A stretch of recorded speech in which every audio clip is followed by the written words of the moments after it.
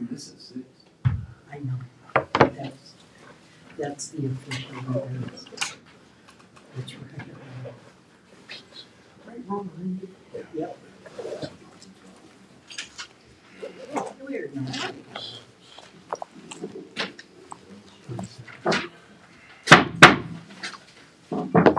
Good evening. Today is Tuesday, February 4th. It is 6 p.m. and this is a regular meeting of the City Council for the City of Trinidad. Will you all make sure that your cell phones are on mute or turned off so we won't have any interruptions during the meeting? Also, will you all please stand for the Pledge of Allegiance? And will you remain standing after the Pledge of Allegiance, please? I pledge allegiance to the flag of the United States of America and to the republic for which it stands, one nation, under God, indivisible, with liberty and justice for all. I just want you to stand and give a moment of silence for the memory of Dana Crawford. And for those of you who don't know, Dana was a big investor and developer for the City of Trinidad, and she will be missed. Thank you.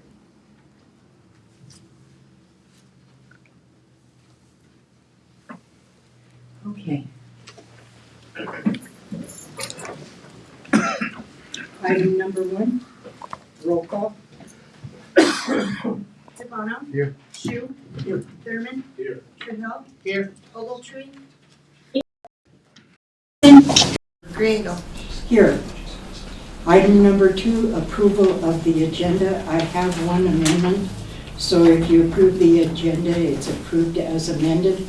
Item 7C, public hearing for consideration of amended ordinance amending the city's rates for sewer service will be tabled to the next regular meeting.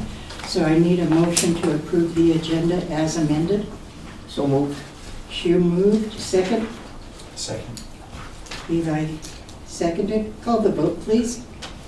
Sabano? Yes. Shu? Yes. Thurman? Yes. Trahell? Yes. Ogletree? Yes. Williamson? Yes. Griego? Yes. Item 3, policy items and staff reports. Yes, thank you, Mayor, members of council. I just need to make a clarification of statements that were made at last meeting for the record. The Commons restaurant remodel was stated that it was $88,000 and council approved an $88,000 contract. That is not correct. The actual contract that council approved was $170,780,000, and the hood within that bid was $88,000, and that was discussed at council. But the overall project was awarded at $170,780, and I just wanted to make that clarification for the record. And then I just wanted to say that, staff takes pride in managing the budget and their fiduciary responsibility for tracking everything. I know there's a lot of statements that we mismanage the budget, but I would commend staff for the work they do and the work that you do in approving it. So that's all. Thank you. I appreciate that. Mr. Downs? Nothing, Mayor, council members, thank you. Okay, item number 4, petitions or communications, oral or written. I imagine there's a lot of you that want to speak, so I must remind you that you all have 5 minutes to speak. You will be given a 1-minute warning before the end of the 5 minutes. And as Mr. Valentine just stated, if there's a concern that we can get back to you at, please don't expect an immediate response tonight. Sometimes we have to go back and research these items, and it just takes time. So I appreciate your consideration. Point of order, Mayor, there's hats in the... Who has a hat? Sir, would you please remove your hat? Sir? Thank you. One of our favorites, Roy Miller, is here to talk about trash. Is that correct, Mr. Yeah. Miller? Hang on, I'll get it there. Our regulars, Mr. Miller. Well, they just raised the rates, the Twin Environmental. I guess they're the only game in town now, the Could other you one. please come to the podium? Okay. We have a Coming up. gentleman here that is hard of hearing. And- Okay, Okay, I got a real loud voice. I was in the Marine Corps for a long time. yeah, I know. Okay. All right, just with the landfill rates, is that gonna be including the trash company? Because their rates went up like the first of the year. I was paying $75 over 3 months. I think we're up to 87. I was gonna bring a letter, but I couldn't find it. But anyway, the rates did go up for Twin Environmental. So I was wondering, the landfill rate is gonna be included with the trash rate or anything like, is it gonna go up some more? What, We I can, mean, when you go to the landfill, it runs you $30 to take your trash out there, your Right. furniture, all that big stuff that the trash company won't pick up. I got that part. I guess the rate's gonna go up. One time they were talking about actually building a new landfill. I think the one we got's kind of crowded, right? It's kind of full. Were they ever, I mean, at one time they talked about, I don't know if they're ever gonna do it or not. Is there anything about that at all, the landfill? I'm sorry, sir, we're not supposed to engage people when As they're speaking. stated. It's- Okay, I'm sorry. Well, anyway, just, I'm sorry. anyway, I was just wondering if the trash rate went up and now that they're gonna raise the sewer, the water, landfill, everything like that, I was gonna wonder if the landfills, the trash rate's gonna go up again. That's my question. okay, Mr. Valentine will answer that, but not at this meeting, sir. Okay, All righty. Anything else? that's about it. We always talked about it. All righty, I thank need the you. road fixed. Thank you. Okay. Hugh Moore wants to talk about the rate hikes.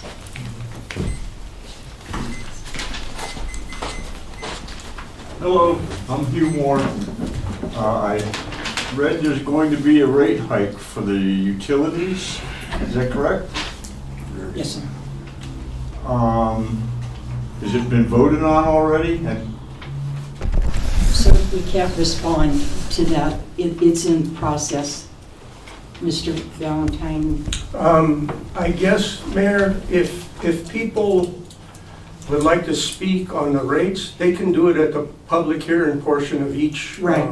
So, that's correct. I yeah, forgot so there about are, that. There's um, other portions of the meeting you can speak of. at the public hearing on the rate increases. There are, Is this not a public hearing? No. This is No, this is petitions just- and communications. As a Okay. point of order, Mr. Downs, would it be possible to, just for clarification, as people may not be familiar with an agenda, if you might, just as a point of order, clarify the agenda, and people might have a better feeling for that?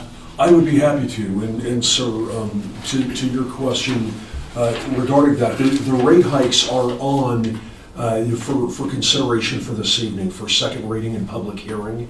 And so everything except for the sewer, the sewer utilities. So those things are on for consideration for this evening. And what the mayor was suggesting is if you would like to speak during the public hearing portion of those, again, which are on for tonight, you can do that.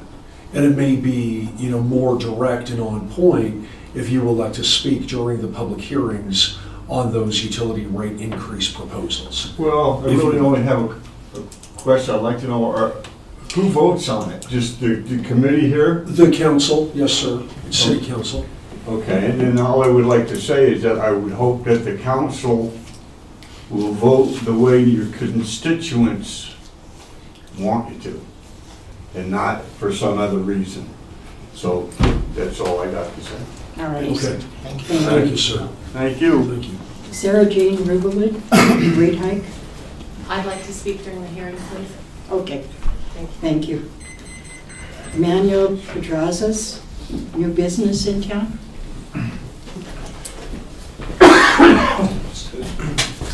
Thank you, Mayor. Good evening, Council. My name is Manuel Pedraza. Born and raised here in Trinidad, Colorado. Graduate of Honey High School. After high school, I went on to college for aviation technology. Later on, joined the Police Academy, and 11-year veteran of the Pueblo Police Department. While with the Pueblo Police Department, I did do some gang narcotic interdiction work, and I also did some FBI stuff with the gang unit there as well. I'm talking this evening to let you know that I'm bringing a new business into Trinidad. I currently have my business called Blue Line Operations set up in Pueblo, Colorado, where I do uniform traffic control, security, and private investigations. My staff is retired and current local law enforcement. Some Trinidad, some Pueblo, some Springs, some Denver, some retired. I hire everybody and anybody who used to do law enforcement, and put together my own team for my own business. I'm really looking forward to working with the city of Trinidad if need be. The biggest portion that I'm bringing is security, whether that be long-term or short-term. I'm just here to kind of get my name out into the community and kind of push my business. I have not applied for a business license yet. I do understand that's, I gotta do that, but I wanted to get my name out there before I do so. I still have family here in Trinidad, still have many friends here, so just wanted to get my name out there and leave you guys, if it's okay if I approach and leave you guys with some flyers on my business. Give them to Kim and she can, how many of them do you have? As many as you need, Mayor. If you give each one of us and then staff one, so we have them on record. That'll work. All right, Thank you sir. so much. Thank you. You guys have a good evening.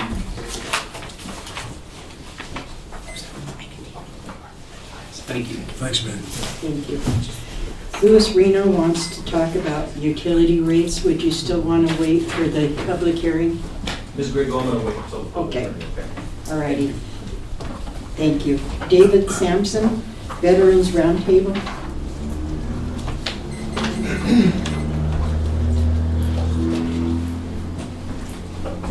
Good evening. Good evening, Mayor, council members.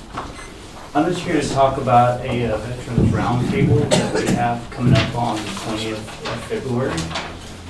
Inviting all the council members and the mayor and city officials. We're having an open discussion about the needs of the veterans in our community and what we can do as veteran service providers to do so. We're going to have the Colorado Department of Veterans Affairs director there. We're going to have the VA from Denver there, myself, county VSO, and Raylan, the regional VSO.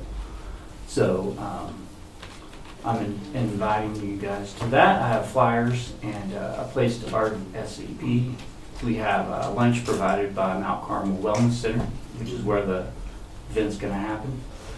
And then also we have monthly Veterans Coffee, which I had an interview with Eli today that you guys are welcome to come to at any time. Just join us. It's just kind of a social thing where we get together, talk about what we need. Some of them just tell war stories, but that is, well, so I have flyers with cards attached for RSVP. How many of those do you have? I have 10, Okay. so there should be enough. If you want one, take one, and then make sure we get one for the record as well. Okay. Thank you. You can give them all to us and we'll make sure that they get passed out. Thank you, sir. We'll put them out on front too, so people can, if they're interested. And he's been talking about it on the radio, so get the word out. We want as many vets and providers as we can. Okay. Thank you. Thank you. I have, under petitions and communications, oral or written, I have a letter, and please keep in mind that these are not my words, even though I'm speaking them. They are from a letter I received. Dear citizens of Trinidad, my name is Carlos R. Lopez, and I am a recent former board member of the Arkansas River Power Authority. I served on the board for 4 years. ARPA is a cooperative for electrical supply for 6 community members in the southeastern portion of Colorado. It is where the city of Trinidad purchases our electricity from.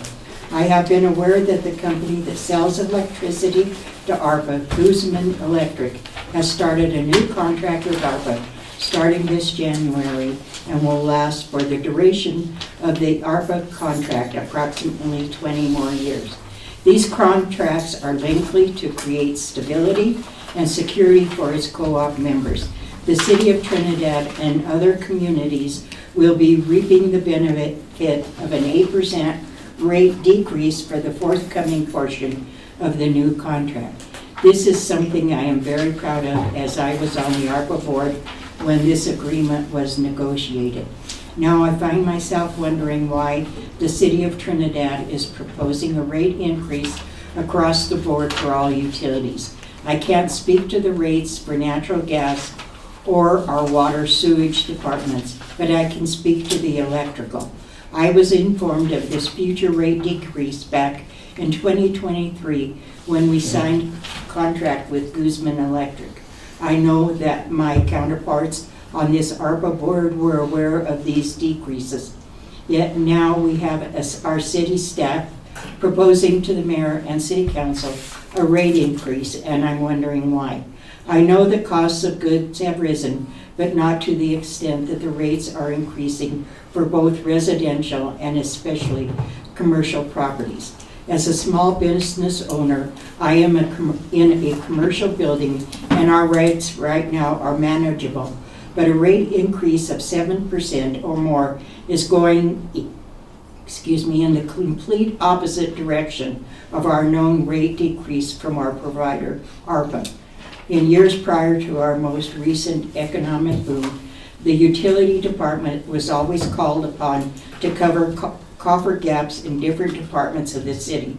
It's because the utilities department was the only department that made money. We should ask that our staff pursue other creative and lucrative ways to bring in revenues. Staff should be pursuing new industries to come to Trinidad and support the businesses and events that are already here and operational. A recent article in the Chronicle News stated that our utilities were higher than other communities in the state. How do we appeal to prospective job creators and industries when they are informed of this? I know that increases do occur on occasion, except in this instance. So it begs the question, are the costs of the city so much disproportionate to the other communities that we as citizens bear the brunt of these increases? Or is it time we ask for a reevaluation of our department leaders' budgetary skills? And it's signed respectfully, Carlos R. Lopez. And I think staff already has a copy of that. So I won't forward that to you. And will Linda or Mark address that when you, at the appropriate time? Okay, thank you. Item number 6 is consent agenda approval. 6A, approval of the regular meeting minutes. Excuse me, point of order. Yes, sir. Skip council reports. You skip. I did it on purpose. I'm sorry. I'm glad somebody's looking out for me here. I apologize to council. Council reports, Mr. Williamson. Thank you, Mayor. I have the privilege of sitting on the Colorado Department of Transportation TPR board. It's a board that helps decide where funds that the Colorado Department of Transportation is going to spend are spent in our district, and that would be Los Angeles County and Huerfano County. As some people may know, if you follow council, there's been an effort to increase representation in northern Colorado by splitting a TPR region there. It's called the Intermountain region, while combining the South Central TPR, which is us, with the Southeastern TPR, which is to the east of us. Legislation was introduced in Colorado. It was House Bill 25-1046, and that was going to allow an increase by 1 TPR, which the effect of that would have been to allow the creation of the split TPR without combining us with our neighboring TPR. Unfortunately, that died in committee this week at the state legislation, and we're going to be required to have a combined TPR if they split the northern TPR. And that's unfortunate. It's going to really limit us in our options to be vocal for tax dollars and DOT dollars for improvement of our highway system. So that's disappointing, but an update that I need to bring. We're still not out of options, and the local TPR as well as the eastern TPR will try and find a means to circumvent that, but it is an uphill battle. But county, city, and neighboring county and cities are also working on that. Second, I had the opportunity to attend with some council people a trip to Alamosa to look at what they're doing to positively impact homelessness in that town, and there was a lot of positive takeaways that hopefully we can use to gain traction going forward here in Trinidad. Obviously it's a problem that's pervasive around the country, and we need to do something to help that. It's a big discussion, but many hands make light work, proverbially, so hopefully we can learn from the missteps that Alamosa had, not repeat those missteps and gain the benefit that they can actually demonstrate there with real numbers. So, Mayor, that's my report for this evening. Thank you. Thank you. Mr. Thurman, do you have anything? Nothing to report at this time. Mr. Gonzalez, Trujillo. I better go home. Sorry, Mr. Trujillo. Yeah, so also just piggyback on Councilman Williamson's, we went on that trip to Alamosa and to go and see, how the encampment worked, what their regulations were, what their ordinances, and how they have it established. It's an intricate system, it really is, and it seems to be working well for them. And it was a really eye-opening experience, and I'm very, very grateful that we were allowed to go and do this, to be able to witness it firsthand, and to see how gracious they were to welcome us in and share their knowledge. So look forward to hopefully in the future working with them and figuring this out so we can get a grip on what we have going on here. Also, I had the pleasure of going to the co-responder luncheon that was hosted yesterday, which was wonderful and informative. This program that has, Detective Lay has brought forward and brought to light with Chief Tahanovich, it's going to be very beneficial to our community. And I think it's something that we haven't addressed in a long time. Mental health is something we haven't looked at as much as I think we need to. And I think this is going to give us a new eye-opening experience to that. So, and I think it's going to be a great addition and reduction. There's other parts of the program that I know they're working on. If they do have another one, I think it would be great for anyone in the community or whoever would want to attend. I think it would be great for them to go out there and see what this program is actually bringing to our community and the resources in combination with Health Solutions. Also, Saturday at 2 p.m. at the Hispanic Chamber, we are going to start planning Cinco de Mayo. So if anybody is interested in coming out and giving their input, I think it would be great. And let's make this festival as big as we can. It's been a success last year, and we're going to keep moving forward on that one. So I thank you, and that's what I have, Mayor. Mr. Shu. I don't have anything. We have some meetings coming up at the end of the month, but thank you. Mr. DeBono.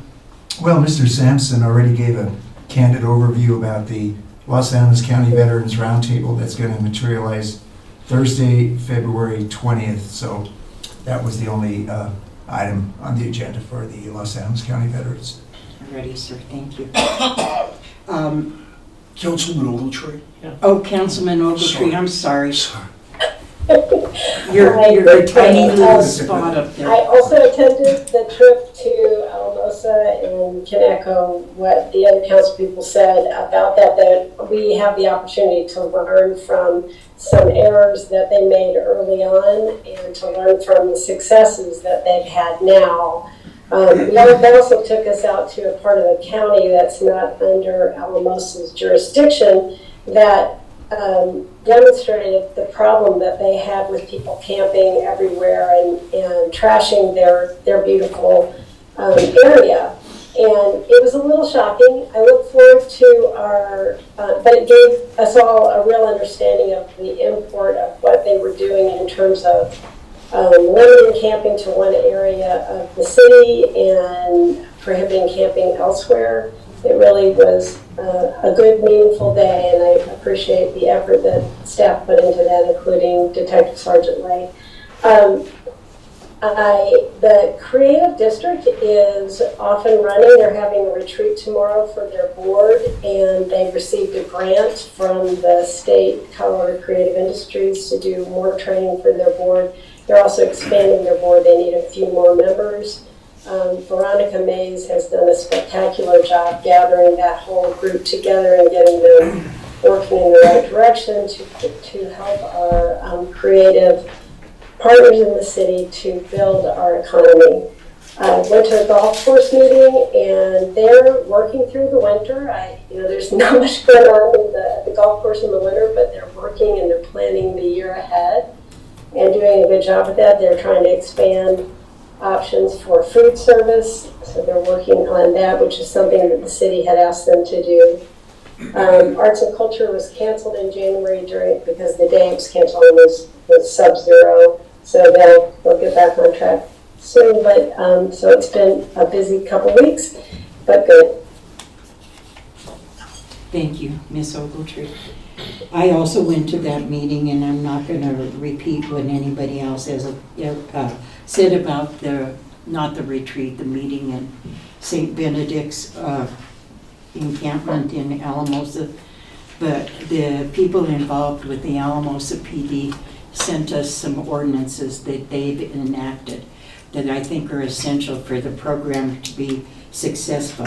So I think council's going to look at those first before we proceed any further. Also, just as an official act of being mayor, District Number 1, School District Number 1 was celebrating School Board Month in January, and I gave them a proclamation and handed it to the school board, and it was very nice. Just an FYI, I was really amazed. There were 6 new teachers that have been hired for School District Number 1, and all 6 of them are new residents of the city of Trinidad, so that's very encouraging. Okay, now going back to where I ended. Item number 6, consent agenda approval. 6A, approval of the regular meeting minutes of January 21st, 2025. Approval of bills, which is item 6B, totaling $1,086,576.65, and approval of the payroll dated February 1st, 2025 through February 14th, 2025. Do I have a motion to approve the consent agenda? So moved. Shu moved. Do I have a second? Second. Trujillo seconded. Call the vote, please. DeBono, Yes. Shu, Yes. Thurman, Yes. Trahell, Yes. Ogletree, Yes. Williamson, Yes. Griego. Yes. Item 7A is it's public hearings. 7A, public hearing for consideration of an ordinance of the City of Trinidad, Colorado, authorizing the issuance of the governmental agency bond by the City of Trinidad Water Utility Enterprise in the aggregate principal amount not to exceed $3,450,000, providing for the use of the bond proceeds to pay the costs of the project, providing for the payment of the bond from the revenue derived from the operation of the City of Trinidad water utility system, making certain covenants in connection therewith, approving resolution number 1679 of the City of Trinidad Water Utility Enterprise, providing for the form, payment, and other details in connection with the bond, and authorizing the execution of certain agreements and documents in connection with the bond. The hearing is now open. Before we start, Linda, do we have to set a time limit on speakers on this, or? Well, it's a good idea, Mayor, Okay. and I would suggest, maybe 4 minutes, Okay. if that's agreeable. So for those that want to speak, each utility is a different hearing. So if it's redundant, I'll leave that up to you, but 4 minutes for each speaker, please. Okay, Ms. Behill. Hello again. So before you, this is the final hurdle for our loan application. Just to kind of reiterate what's kind of happened. October 4th of 2024, we submitted our loan application. December 9th, we received the approval of the loan.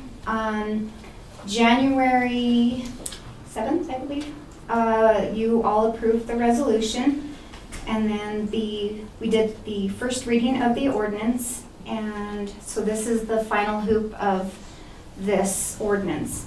I'm happy to say that we do have a date of February 25th for our loan closing. And this is just part of the requirements of the State Drinking Water Revolving Fund Program. And the loan amount is going to be $3,450,000. This is for the water tank rehabilitation project. The term of the loan is 20 years at a 2.5 annual interest rate. We expect to receive $2,223,229 upfront principal forgiveness applied at the closing.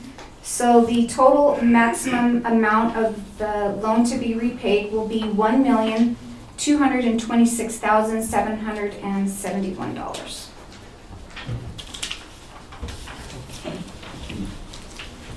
Is anyone here to speak for or against this ordinance? It's for the restoration of the water tanks. As amended. As amended. Please, thank you. There's Sorry. a resolution that was changed to put the number of the resolution in the agreement. It's on here, 16. Okay. Right. All righty, as amended. Anybody? The public hearing is closed.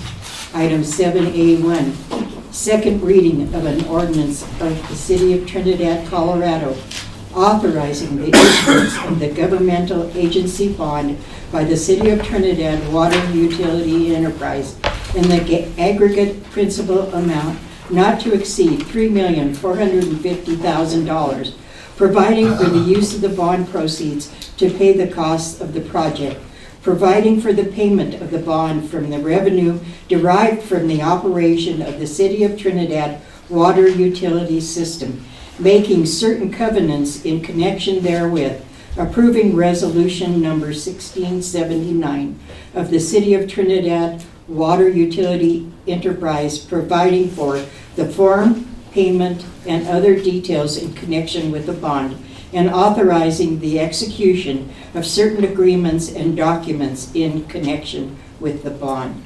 Do I have a motion to approve? So moved. Shu moved. Is there a second? Second?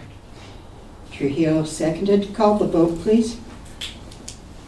DeBono, Yes. Ogletree, Yes. Shu, Yes. Thurman, Yes. Williamson, Yes. Trahell, Yes. Griego.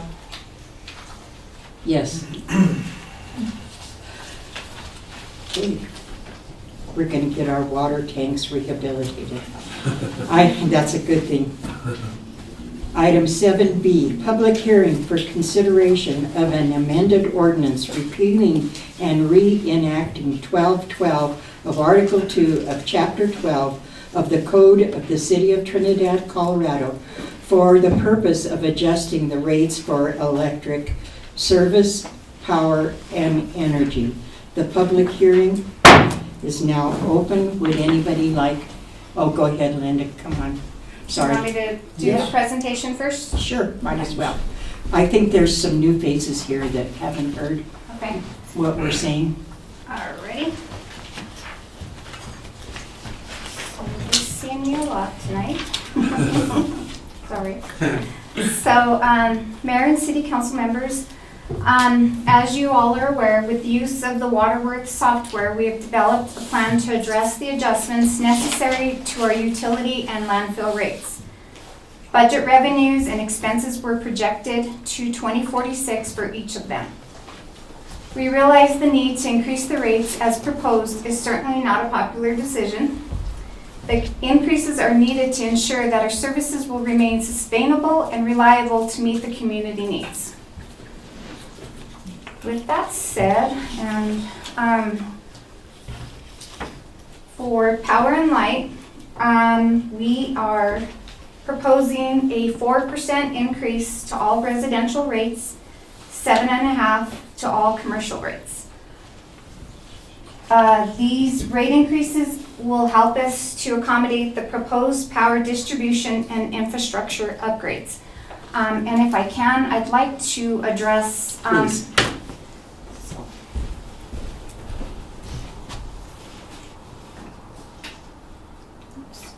Sorry. What are you trying to do? Go to the next page. Aaron was in the way.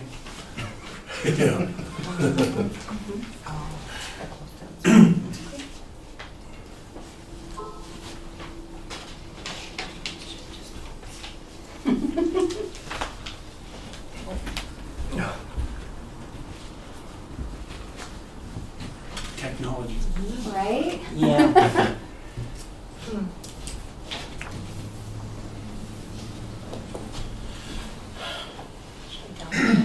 Yeah. Download it.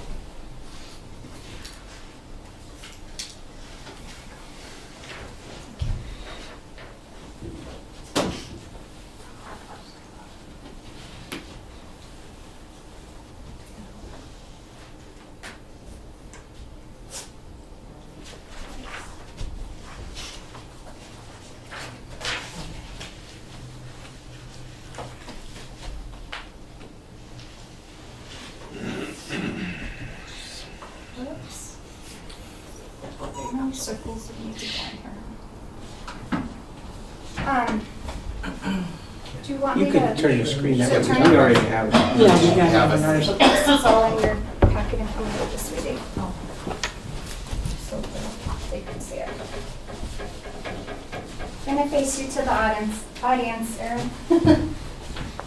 So the public can see what we're talking about. So, oh, sorry, Tom. Sorry. In our Waterworth presentations, that just to kind of give a timeline to address it, I know there was another citizen that was wanting to know kind of the timeline and if we had already voted on this. The information was provided on October 8th, 2024 in a work session to you all to show you the Waterworth information. In December, we provided notification to you all that just to give you we were looking at the proposed increases to each of the departments. We did mail the letter to the customers. It's dated December 2nd. We were trying to ensure we met a deadline of January 3rd of 2025 to notify customers that there was going to be some proposed changes. So they should have gotten those letters in utility bills. On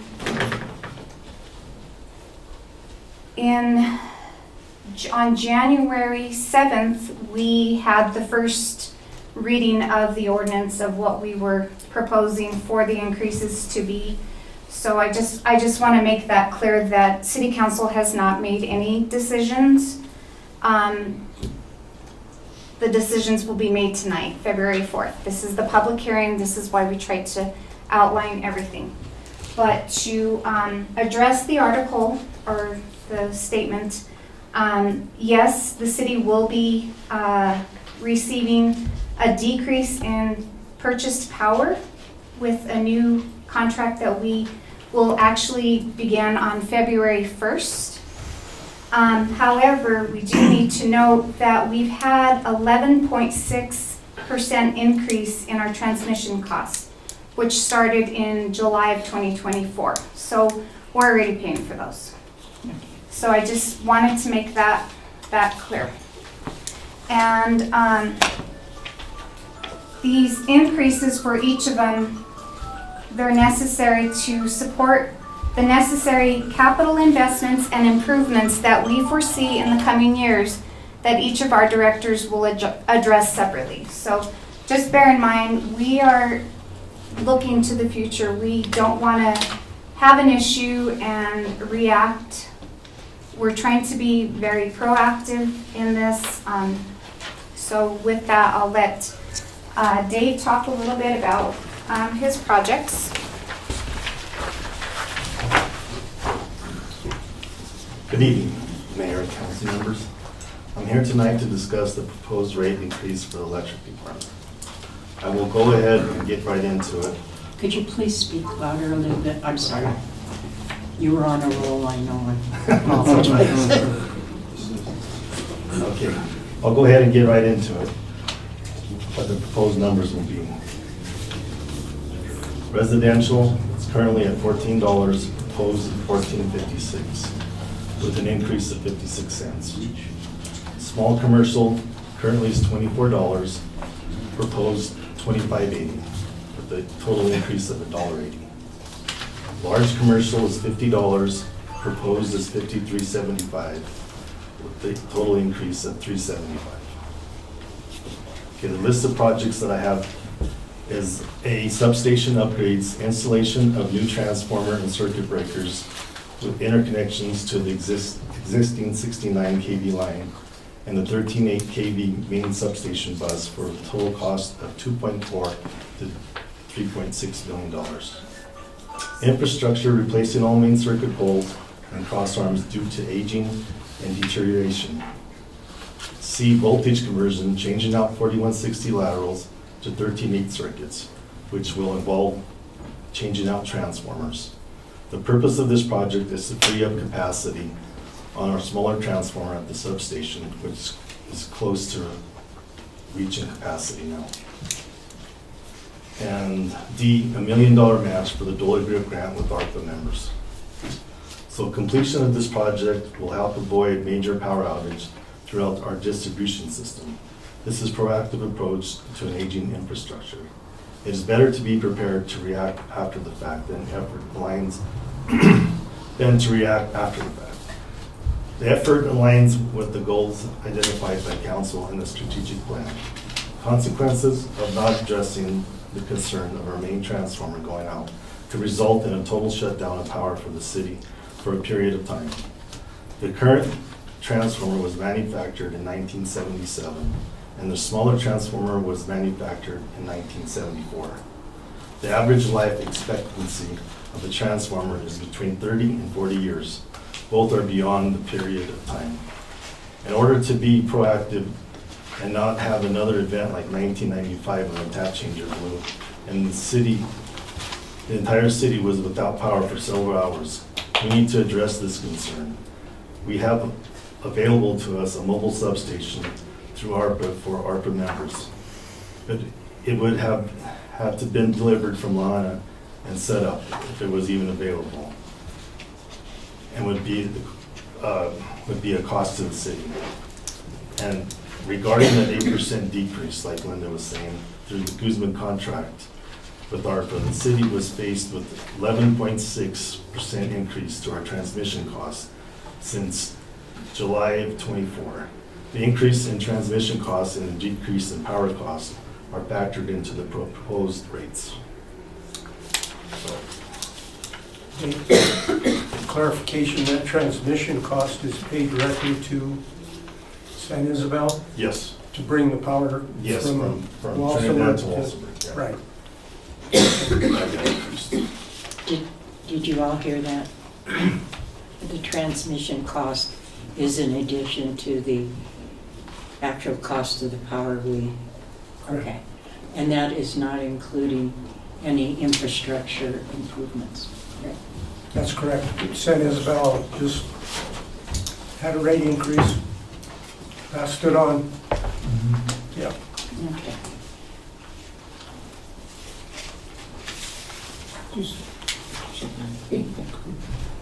Eva, let's start with Eva. Do you have any?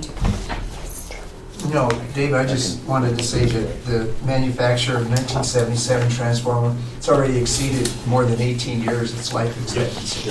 So we're very much in dire need. Yes, that's correct. Frank? Well, the clarification I wanted, maybe Linda or Dave, we're getting all these fixed rates and stuff from a corporate, the staff isn't making them up, it's from a corporation, Waterworth? What is it? Can you explain to them what we're trying to adjust? Yes, so Waterworth is a software, it's cloud-based, it's basically it compiles all our information from our budget, our budgets, audits, our revenues, expenditures, it inputs all of that in there. So the pieces that I've showed, each of the departments have actually received a full report. And so what it does, it helps us to analyze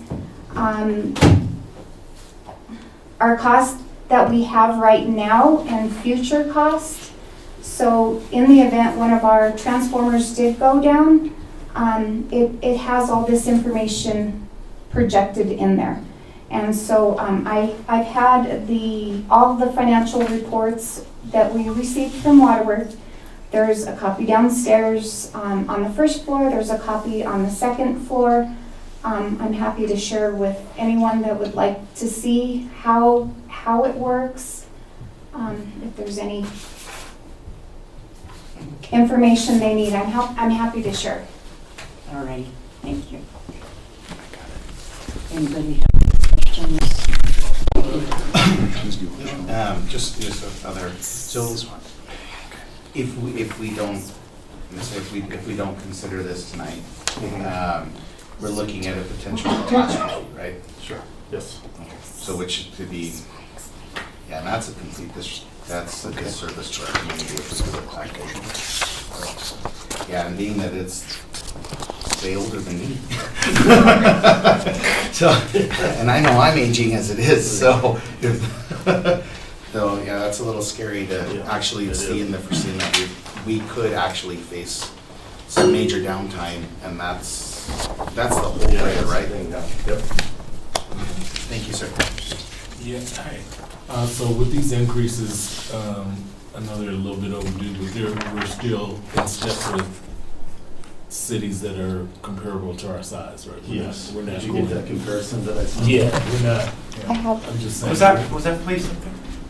Yes, actually. Yeah, we're not going over our, in step with other communities that are this size. So just want to let the public know that the increases are not astronomically ridiculous. Yeah, we're still in the lower half. Yeah, so that's all I wanted to say. Are you finished with your calculations? I have to be honest, I forgot my notebook this evening, so in looking at the Waterworth, Mayor, if I may, I'm sorry. Sure, go ahead. First off, I wanted to thank all of the public for being here tonight, and you'll have your moment to speak to us shortly. I want to assure you that everybody up here, staff, most certainly is interested in what you have to say, and we'll await that. We'll eagerly await that. Earlier, we were reminded that we are to vote as our constituents would want us to, and to some degree that is most certainly true. At a higher level, we're required to vote in the best interest of our constituents, I would say. And that's what may or may not be known to some of you. I do know there is people in the audience that religiously attend these meetings. But what may or may not be known to some of you in the audience is this is not the first time we've seen this information. We have had 2 work sessions, at least. 2 work sessions. And several presentations and a lot of email. That being said, it is up to us to treat this as a holistic problem. And so I think that's it's time for us to state our side and then shortly to listen to concerns, which we certainly will. But I did have a question about the Waterworth program. So prior to this, we would go several years and then we'd have a study and determine where we were as an organization and make a course correction, correct? So, Go ahead. go ahead. That is correct. That would, we hired a consultant to come on board, and then we have to make, like you say, a course correction. And then we try and hang on, and then something happens, we're gonna make a course correction. So Waterworth models it through many years based on a lot of factors that, like Linda stated. Right, and then so in the evolution of our utilities, we have now had smart meters, which have aided collection of data, ensured fairer billing on both sides of the meter, and that's very positive. And then so it's our intention to combine this information with Waterworth, and the projection here that we see, we have done our level best to lay out future projects to harden and strengthen the city's infrastructure while not incurring future rate increases due specifically to capital improvement projects, right? Yes.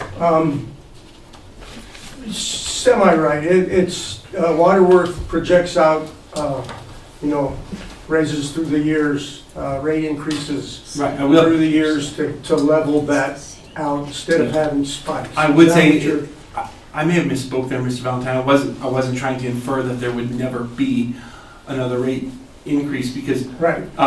Power, its cost is going to change, but our level best attempt at foreseeing major capital increases has been put into this, and we're moving forward in that direction, I would say. Correct. So, that being said, I think that it's easy to look at this in a very emotionally reactive way, and I think it's important to not do that. Bills are at some point complicated to fix, or forecast. So right now, I just want to reiterate, our distribution rate is intended for the first 600 kilowatt hours, and this is all available. Right now, we're paying 0.1453 cents, dollars per kilowatt hour. So if you take 900 kilowatt hours and multiply that, you're going to get $130.77. Yeah. If you multiply times the new rate of 0.1511, you're going to get $135.99. So a difference of $5.22. And I'm not inferring, suggesting, or saying that $5.22 isn't significant, because obviously everyone lives by a budget. But if you use 900 kilowatt hours, which I think would be on the lower end of an electric bill, I suspect, for a modest house, that's probably a reasonable expectation of electricity in a month. I'd have a guess. Average 1,100 square foot home. Yeah. So $5.22 for the cost of electricity is going to increase in a month. We're not done there, though we are increasing the meter, what do we call it, the meter access rate? I forget. We're changing that from $14 to $14.56. So you're gaining an additional $56. So we're talking about, on a modest home, an increase of $5.78, something in that neighborhood. But the long run, in the output, we are going to increase the redundancy and strength and resistance to failure of our electric plant. That's at least our perspective to the best of our ability. Mayor, I have no further comments. Start calculating the next one. Can I just add something? Because Sure. after our last meeting, city council meeting, I've had one customer come into my office. I'm not going to share any personal information, but I did a bill comparison for one in January and then of course one in July for each of the utilities so that it would reflect. So for example, and this is information from last year, from January 16th through February 15th of 2024, this particular customer used 673 kilowatts. Their bill for the electric service charge was $14. That's going to go up to $14.56. The energy and delivery charge was $96.33. Based with the new rate, it would be $116.25, so it would be a difference of $5.92 plus the 56 cents. So that was in January. Because of course, electric, we've got the winter months and summer months difference. For the electric, this is July 15, 2024 to August 15, 2024. The customer used a total of 559 kilowatt hours. Again, the monthly service charge was $14, so that'll go to $14.56. The usage was calculated at $81.22. At the new rate, it would be $99.02, so a difference of $3.80. So again, keep in mind the increases, it's going to be all based on customer usage. So, and again, I will say again, I'm happy if anybody wants to come in. I would please invite whoever would like to come in. I'm happy to figure out your bill. Any way that we can help, we're here to help. Thank you, Linda. Okay, I have no further comments. I think, we've Madam Mayor? Oh, your back. We got to turn her around. Your back is toward us, Back of here. Aaron. I can't hear you. No, we don't need to see you. We can hear you. Okay, I'll go ahead. I'm sorry to the audience who has to stare at my face. I'm very sorry about that. I wanted to throw in a couple of thoughts based on some of the comments that we heard already in petitions and communications. And one of them is that the city needs to focus on economic development, and that's absolutely correct. We do need to do that. And part of this is to that end, because having a city who has thought through what it needs for the future, for 20 years into the future, presents us as a much more professional, stable community that a business might consider investing and bringing people here. One of the things that I heard when I first moved here before I was on council is people say, well, I don't know if we're going to have a sewer. It was just the horrible things that I was hearing. I was like, well, that's not good. And I think we have made huge strides in the last decade to stabilize our infrastructure, and done so at times with money that we got through marijuana revenues, and that has drastically reduced. And we have to think about ourselves as a going concern, and it's going to take it's all of us who are adding a little bit more in, because we want a community that will be here and be strong in 2046. So that's the only thing I wanted to add. Okay. Thank you, Aaron. Anybody in the audience to speak for or against the hearing, you're more than welcome to come on up. Mrs. Rubelid?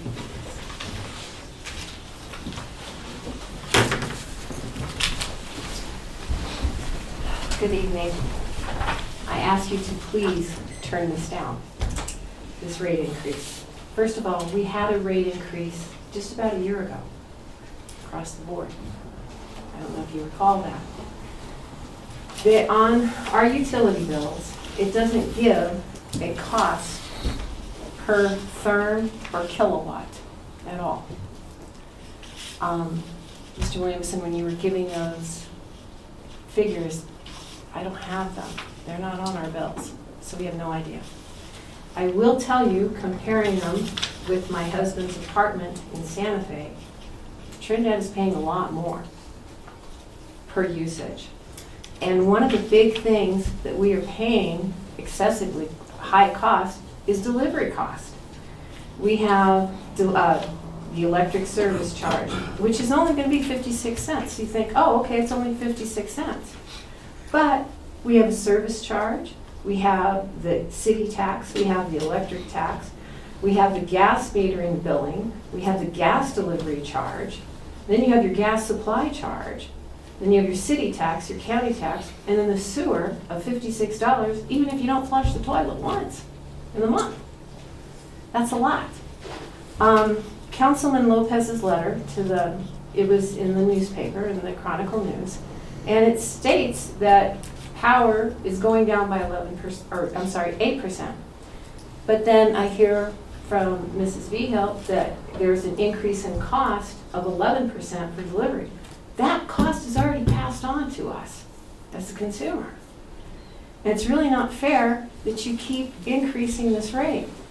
The people that you are hurting the most are the business owners, because they're even paying a higher percentage than the residential, and the people caught in the middle, the middle class. That's who you're really hurting. I ask, and I'm sorry, the city of Trinidad has a monopoly. We don't have a choice. We can't go to San Isabel. We can't go to Black Hills Energy. And if you would like to see these bills from the city of Santa Fe, which is New Mexico Gas Company and Power New Mexico, I mean, there was a delivery charge of 6 cents. It's a big difference. If you'd like to see them, I'd be glad. Sure. If you would leave those with us, please. Okay. And that's why I'm asking you to please reconsider this, because we don't have a choice at all. You're the only act in town, and it's a monopoly. And the people you're hurting are us. Thank you. Thank you. Can I ask her a question? Ma'am, sorry, Mr. Blake, I just have a question on that, on the apartment bills. So what is the square footage on the apartment versus the home? That does make a difference. It's much different. Actually, it does but- for consumption. Oh, So, the consumption, but I'm talking about the cost of the therms. the And the therms cost and the delivery. of the kilowatt. But Okay. then the delivery is 6 cents. Okay. I mean, So- here we're getting a delivery charge of, well, electrical, it's even combined. It's electrical, energy, and delivery, 84, well, this bill was 85.44, plus the $14 service charge, plus the tax, plus the city tax, the county tax. And then we're being billed for these new meters of $11. Then we have the gas delivery charge, then we have the gas supply charge, then we have the city tax, we have the county tax, and we have the sewer. But it's Mrs. still not broken down. We're speaking only of electric right now. But your bill, it's all combined. It is, but we're talking about the electrical movement. You'll have a chance to talk about the gas later. Well, I would hope I could combine this, because Right. So, yeah, right. We like that. So for Thank you. clarification, sorry, I apologize. But for clarification, are they, the electricity, are they a separate independent or are they city owned? they are separate. They are, it's Power New Mexico, and this is New Mexico Gas. Okay, that helps clarify for me. Thank you. So I think Trinidad is one of the very few cities that controls the utilities. And to compare us with Loveland, I mean, look at their population and everything. It's really comparing apples and oranges. Thank you. Thank you. You'll give us the utility bills? Sure. Okay. Please. Anybody else to speak for or against the electrical charges only? Huh? I know, I saw him. Come on up.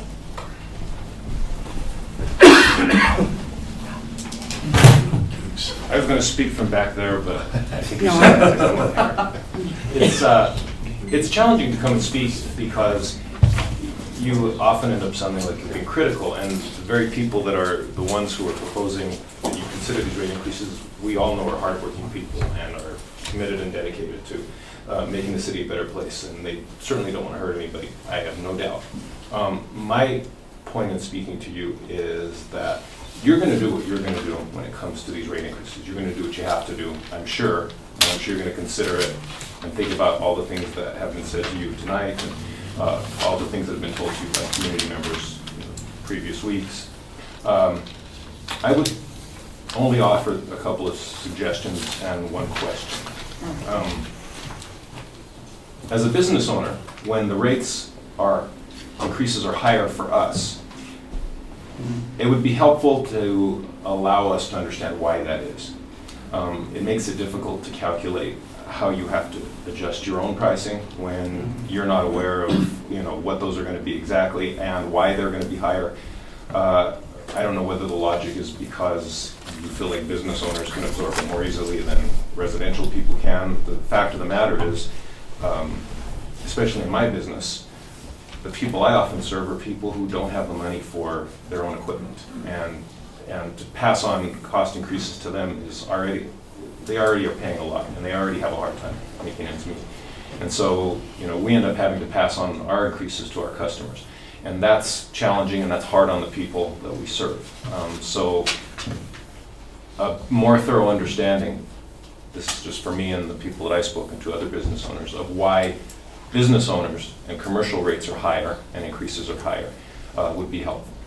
The second thing is, as a teacher, I learned a long time ago that you have to explain things to people in terms they can understand. And I think Mr. Williamson and Ms. Rublet kind of hit on this, and so did Linda when they were speaking.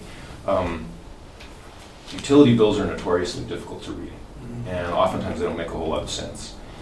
And when you're considering increases, one thing you might want to do is, a letter is helpful with the utility bill.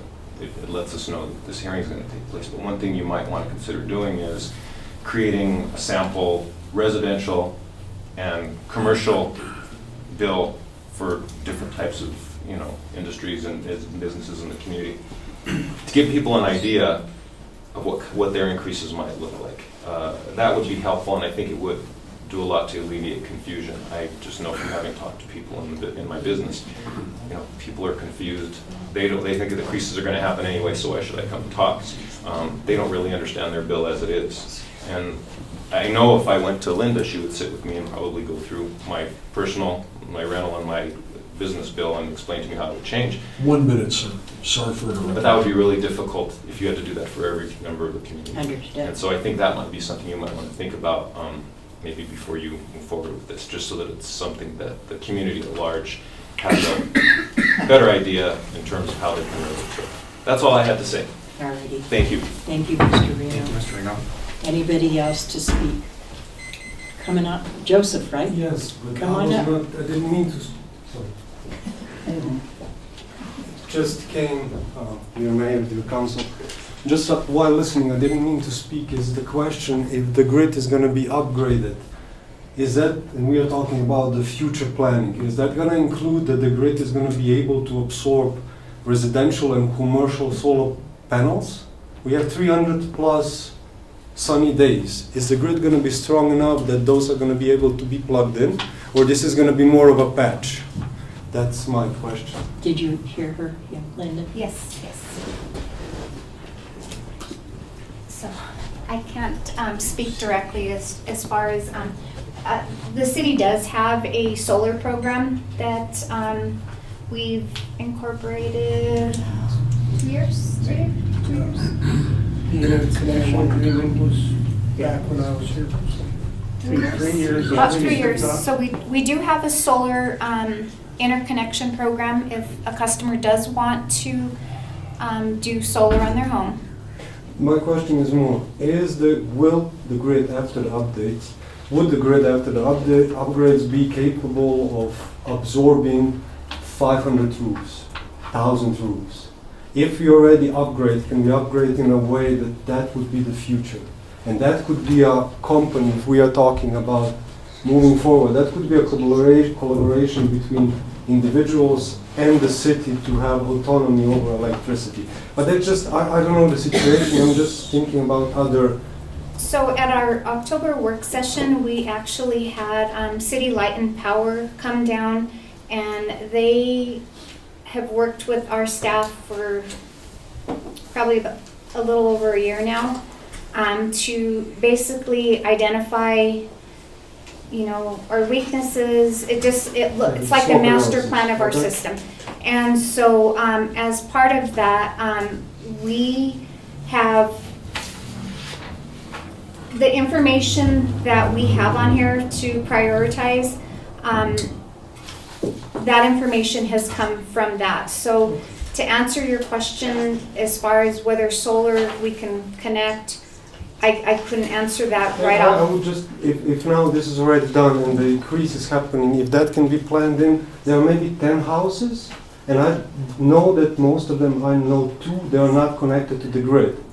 And if somebody puts a whole roof on the solar, they have maybe 3 times the productivity of what they need for their self-consumption. So the rest could be sold back. You're talking about reselling. Exactly, and for that the grid has to be stable enough. And if we are now updating it, maybe there is a way to think how to do it that would benefit maybe 2-3 years down the road, because then that electricity could lower the price, and it could be a collaboration with the city where also the city would help create that kind of entity or company that would feed electricity back into the grid. It's just like looking for creative solutions that were mentioned before, and if that can be looked into. Appreciate was that. just- So, Mayor, if I may. Sure. The grid, it probably will sustain solar. There's a lot of nuances to, as we move toward green energy. We're in a contract with ARPA where we're required to buy a certain amount of our power through the Arkansas River Power Authority. So we can't allow everybody to go solar, because that agreement, we'd be violating that agreement. So there's some nuances that need to be worked through with that agreement and as we move forward, but I believe that the grid will handle solar. The distribution system, you know, the buyback is very minimal right now because a lot of our costs are toward the distribution. So if you sell back, you don't get the cost that's on your bill. You only get a certain amount. So, but I appreciate that. And yeah, there is like a whole new creative way of looking at it, with taking into account that 20-year contract. But what happens in year 21? Correct. And I know there are so many fires that you are trying to put down at the same time, but what's going to happen in the year 21? And if that can be already a little bit tweaked into that direction. Thank you so much. Thank you. Anyone else to speak for or against? I have one right here. I can't see you. Oh, there's another. Yeah, that's who. You have to come forward. We can't see you because of the television. Do you want me to turn this down? No. Good evening. I too am a business owner here in town. Please introduce yourself. My name is Leslie Hertzing. Okay. I too am a business owner in this town. And it's a business that we struggle with on a daily basis. We're about expensed out. With inflation, with the rise of minimum wage, with additional taxes that we're paying. In the business that we're in, many times people want other bids, which is fine. They're always looking for the lower bid, including the city. But but we rely a lot on insurance payments. And the insurance companies unfortunately have the right to say, I don't want to pay that. So as business owners, we're fighting for every minute we can even bill out to insurance companies for legitimate repairs. And then we have to sit on that expense of parts and labor to get these repairs completed while we're waiting for payments to come back in. You're suggesting a rise in our, and again, like Ms. Rubel had said, you're gonna, it almost feels like a punishment to own a business because we're gonna have to pay even a higher percentage than just being a living resident here. I know people that are living in housing. I know people, older people who have lost Medicaid or parts of their Medicaid.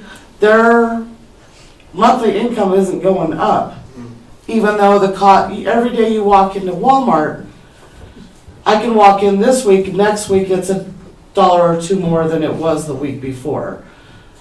You know, I think the citizens in Trinidad are having a really rough time right now. One of your members had said that he believes it might work with solar. You know, a belief of what could be is really hard to choke down when you're paying for something that we believe might work. And now, if we're paying these increases, when the transformer does have to be changed, are we going to pay increases again to install it? At what point, you know, I understand things rise. As a business owner, I'm seeing expenses rise. But it's a lot right now. You know, business owners are struggling. I'm seeing businesses close and people leaving town. It's just a lot. One minute, Beth, I'm sorry. No, I'm done. Okay. Thank you. Thank you. Thank you. Anyone else to speak? The hearing is closed. Item B1, second reading of an amended ordinance repealing and reenacting 1212 of Article 2 of Chapter 12 of the Code of the City of Trinidad, Colorado, for the purpose of adjusting the rates for electric service, power, and energy. I need a motion. So moved. Mr. Shu moved. Is there a second? Second. Mr. May I request discussion on that? Yes, go ahead.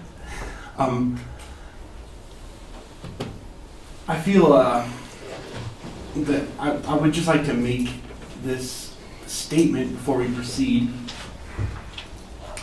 I don't want to feel as though I'm specifically contradicting any comments that were made, but I do think it's important to speak facts before we proceed. The 11.4% that we have been paying has been since June of 2024. That's a incurred rate that we have had to absorb after the last increase. And again, it's been stated several times, but electric bills are notoriously, all bills are notoriously hard to interpret, and we will help anyone that needs it to interpret that, to determine what bills going forward are going to look like after the potential change. That being said, I do think as a community it's important for us to speak truth, because we have mentioned, a letter has mentioned that it makes it hard for us to attract new business. A brief internet search will show you that the national average of a kilowatt hour is 20 cents per kilowatt hour. Ours is going to 15. So we're, 25% lower than the national average, even after the potential increase.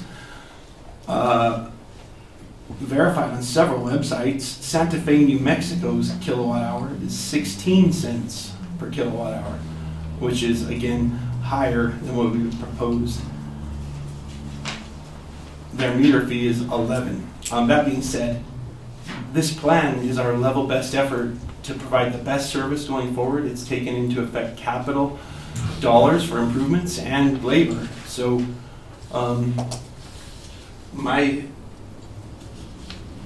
as unpopular as it may be, my advice would be, albeit an unpopular opinion, it's in the best interest of all of the city of Trinidad to consider this. That's it, all that I have there. All righty, thank you. Okay, I have a motion from Councilman Shu, a second from Councilman Thurman. Yes. Call the vote, please. Thurman, Yes. Shu, Yes. Ogletree, Yes. Williamson, Yes. Trahill, Yes. DeBono, Yes. Griego. Yes. Item 7C is tabled. Item 7D, public hearing for consideration of an amended ordinance adjusting the City of Trinidad landfill rates. The hearing is now open.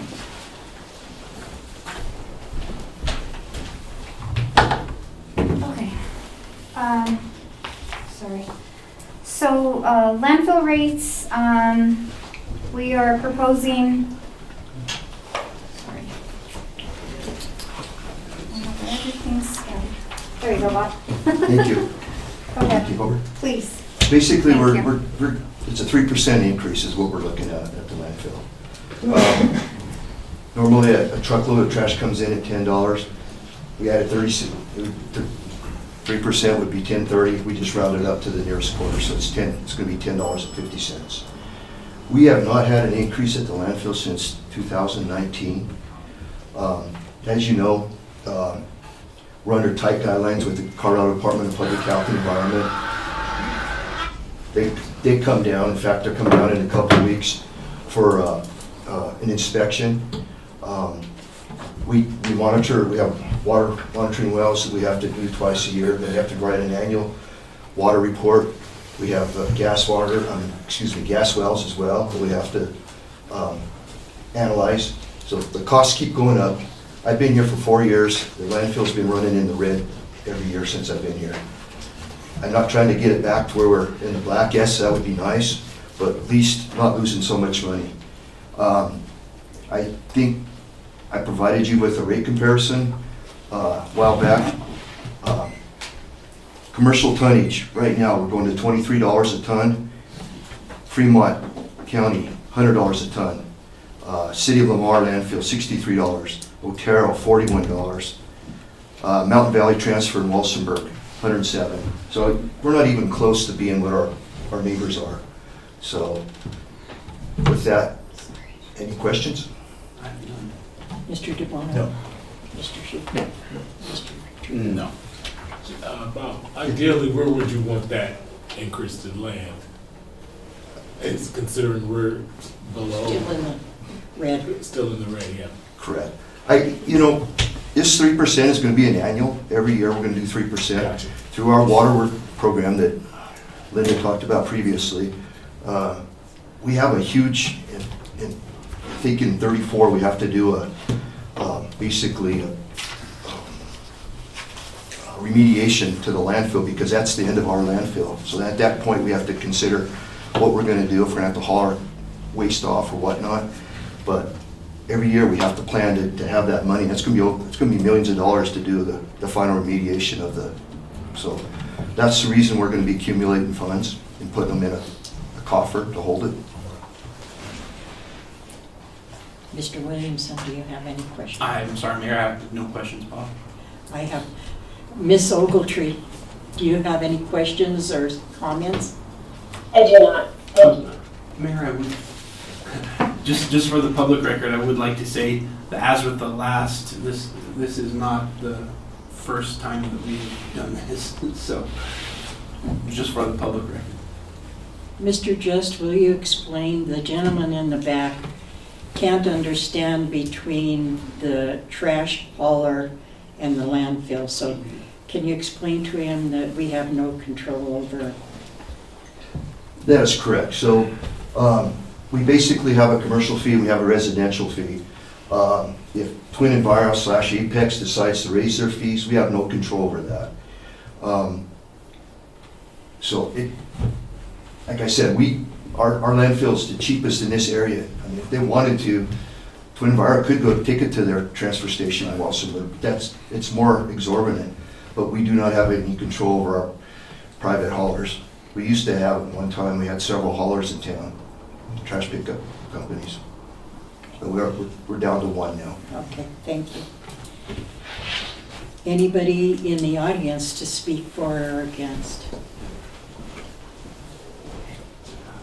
No? Okay, the hearing is closed. Second reading of an amended ordinance adjusting the City of Trinidad landfill rates. I need a motion. So moved. Mr. Williamson moved. Is there a second? Second. Mr. Trujillo, second. Call the vote, please. DeBono? Yes. Shu? Yes. Thurman? Yes. Trahell? Yes. Ogletree? Yes. Williamson? Yes. Griego? Yes. Item 7E, public hearing for consideration of an amended ordinance amending the city's water rate schedule. The hearing is now open. Good evening, Mr. Beasley. Almost lost all my papers. That's my excuse. Good evening, Mayor and Council. I'll try to make sure everybody can hear me. First, I'd like to take a step back, and there's kind of been somewhat of missed clarification on our previous water rate increase, which was 50%, compared to what we're trying to do 3% now. So I'd like to go back and explain what took place previously, and then go forward with what we're wanting moving forward. One of the things I'd like to start out with, I know a lot of individuals don't quite realize the size of territory that the water department is responsible for. Our responsibility starts as a city from North Lake, well actually from the watershed, and flows into North Lake. Monument Lake is our backup source. Then it's piped 2 miles downstream to the water treatment plant, where we have that infrastructure and some treatment plant operators there. Then 30+ miles of transmission line into Trinidad. We have 8 pressure sustaining valves along Highway 12 to maintain pressure so that the individuals along Highway 12 can have water taps and have potable water. Then in the city's limits, we have 3 pump stations, 3 water storage tanks, to include a 5 million gallon water storage tank which sits on the Corps of Engineer property. Then we have another 30 miles of pipeline out to the, 15 miles to the DOC, the prison, and another 15 miles to the Pinion Canyon maneuver site. With that being said, that's like comparing a distribution system from Trinidad to Colorado City with the town in between, if you flip it the other way. So that's our territory. We have a large territory that we have to maintain and upkeep. Okay. Another thing I like to clarify, which I've heard in the past, is water or gas and electric have to buy their utilities and then resell. That's a true statement. Ours is free. Water is not free. Okay. First of all, we don't own the water. Nobody owns the water. We have a right to use that water based on our priorities. But we have to pay large amounts of money, thousands of dollars, tens of thousands of dollars a year, to attorneys to maintain these water rights. Kansas owns the same water we have. Chile Lee Ditch, Antonio Lopez, the new Johns Flood Ditch. Everybody owns a right to that water from here out to the east. And everybody fights for that water, and there's a large amounts of money that are incurred taking care of those water rights and obtaining new water rights. We have to treat that water, so there's nothing free about it. It costs us a lot of money annually just to maintain that water right that we have. Okay? Then going back to the 50% rate increase, which was April 1st of 2023, that increase was to cover costs for At that point in time, COVID was going on, costs escalated, not just for us, but for everybody. Fire hydrants went up 50%. 8-inch PVC went up 300%. Brass fittings went up 50%. Repair parts to repair water leaks went up 40 to 50% at that time. Chemicals that we use at the water treatment plant went up 80 to 100%. We have an average of over 20 water leaks a year. I think that year we had 27 water leaks. Okay, we average about 20 water leaks per year. And when I came on, we had to balance the budget. We weren't balancing the budget. You can ask Cheryl, she'll tell you that firsthand. We were not getting the revenue for our rates at $16.50 a month to maintain our budget and pay for these costs to make sure that people had water, potable, safe drinking water. Those were just a few of the reasons that we had to raise the rates 50%. Another thing, we have a very old infrastructure. You know, a lot of our pipes, the percentage could be 90% in the city limits is old cast iron pipe. There's a lot of individuals here that probably have seen us fixing water, like see the condition of these water mains. That's very costly to replace. If you look at just the homes in Trinidad and the buildings in Trinidad, you can see the age. That's the age of your pipelines that's serving your drinking water. They need to start being replaced sometime, you know, and it's going to take years to get them all replaced. A lot of these are 80 to 100-year-old. So that's one of the reasons we have 20 plus water main breaks a year just in this size of a town. But it needs to start someplace. I had a copy of a water bill from 1975. The water bill alone was $6.18 just for the water. 2022, when we did that 50% rate increase, our current water bill then was $16.50 a month. It had gone up $10.32 in 47 years. That's it. We haven't had any rate increases hardly at all in 47 years. I'll give you an example. You could buy a four-wheel drive pickup in 1975 for anywhere from $500 to $7,500. Now, a four-wheel drive pickup, you're looking at $50,000 to $75,000. So, you know, 50% just got us to our heads were above water, where we are now balancing our budget. So, you know, we're doing decent now. The other thing people need to realize, what we are, as a city, are trying to do to help our community is go out and get grants to take care of these things. I'll give you two examples. It's going on 2.5 years. We applied for the Hickenlooper Bennett grant. They needed some shovel-ready projects. We applied for that. We were approved for that. We're probably 2 weeks to a month out being able to go out and advertise that to bid. Those 4 shovel-ready projects was Morse Canyon Road. We need to do a looping line there because whenever we do projects, we have a large amount of people that are filled off of the Allendale water tank that feeds everybody out to the south, to the Windies, Santa Fe Trail Ranches, Holiday Inn. By getting that secondary loop in there, it can help prevent so many people from being out of water if we have to do any water line repair.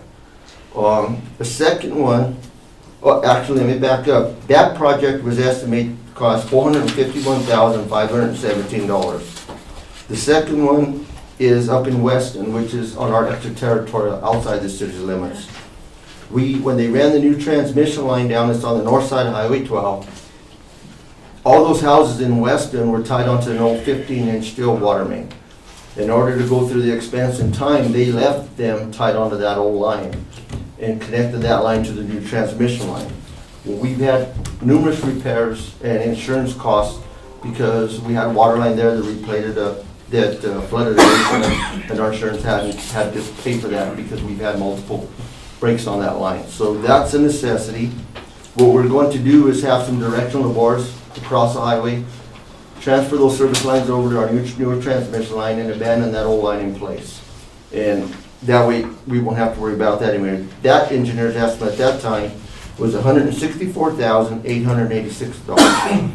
Then here on University Street, underneath the railroad crossing between the Welcome Center and I guess that would be the Great Wall, I don't know, some 10, 12 years ago, we had a water main break right underneath those railroad tracks. It's not in any casing, I'm guessing probably because that water line was there before the railroad. It broke right underneath the railroad tracks. We had to shut the main down, cut into isolation valves on both sides of the railroad tracks to turn the water back on.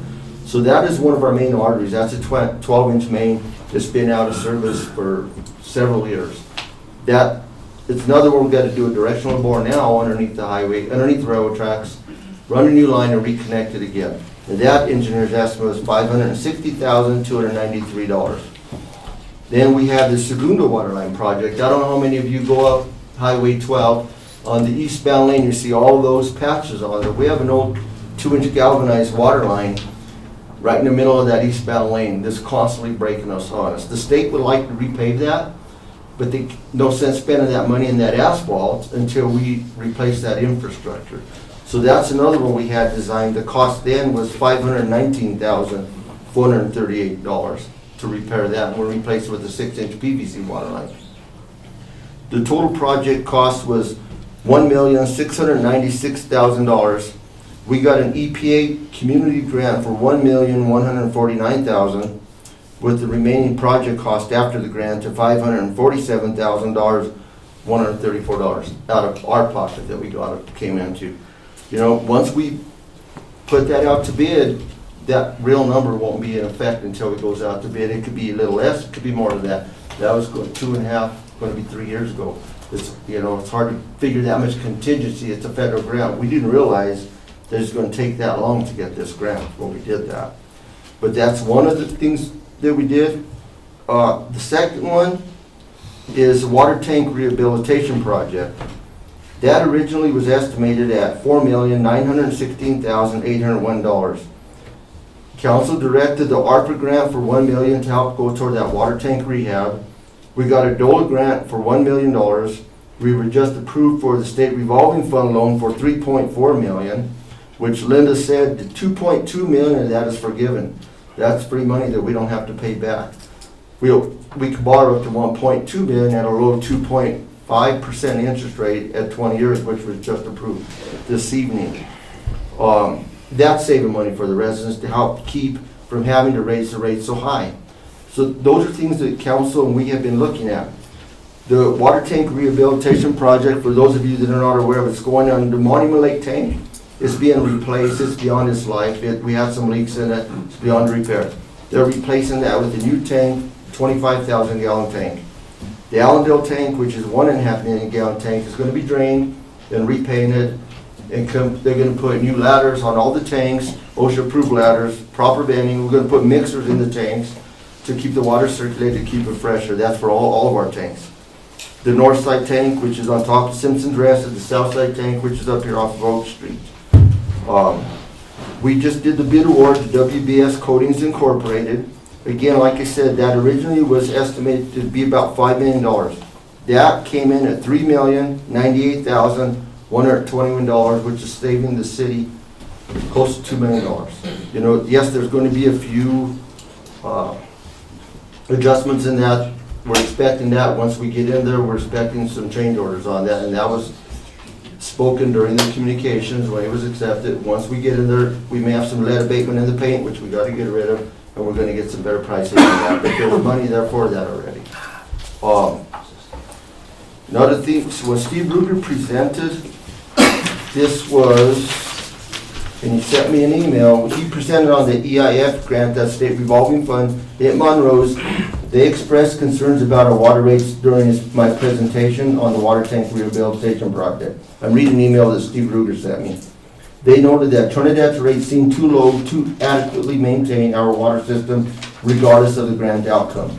Although we are monitoring revenue based on last year's increase, it's vital we continue to communicate to both the council and the public the necessity of rate increases to ensure the provision of safe, clean drinking water. The recent state legislative discussions underscore the urgency, especially with expected unfunded mandates related to land and our infrastructure. So when we applied for that loan, it's like applying for a loan for a vehicle and a home. They use a debt to income ratio. We were barely able to qualify for that state revolving loan at that rate. That's the rate that we're currently at now. But we were approved of. We're moving forward. Moving forward, the 3% rate justification is for basically just a few projects that we have on the books. The old Soapers Road transmission line, most of you know where the old Soapers Road is. We have a section of, it is 100-year-old steel pipe, I'm not exaggerating. Engineering department found the easement that was given to us, and it's 100 years old. There's a section in there that we just had a leak recently on this fall. That was leaking, we were able to get it stopped temporarily, it's not gonna hold forever. That's one of our major needs right now. We had a GMS engineering do an engineer's estimate that came in at 1.75 million to replace that section. And that feeds all of Trinidad. That's coming from our 5 million gallon tank that feeds all of Trinidad before it crosses the highway. That's the last remaining section of steel pipe that we have on that old Soapers Road that needs to be replaced. The next one is the Stonewall Street water line. The Trinidad High School minor football field. There's a 12-inch old cast iron water main that goes right underneath that football field. It used to be a city street that was vacated, and they left a pipe or utilities easement in there. Well, they had to level that the ground to build a football field, and we've had several leaks there. And the water main is now roughly about 10 feet deep. I know the high school's wanting to replace that field, but we need to get rid of that infrastructure that's underneath there before they put money into that thing. So I had GMS Engineering, they're one of our on-call engineers, give an engineer's estimate to reroute that down Stonewall and reconnect on University Street so we can abandon that line in place and get rid of that line underneath the high school football field. That estimate came in at 1.6 million.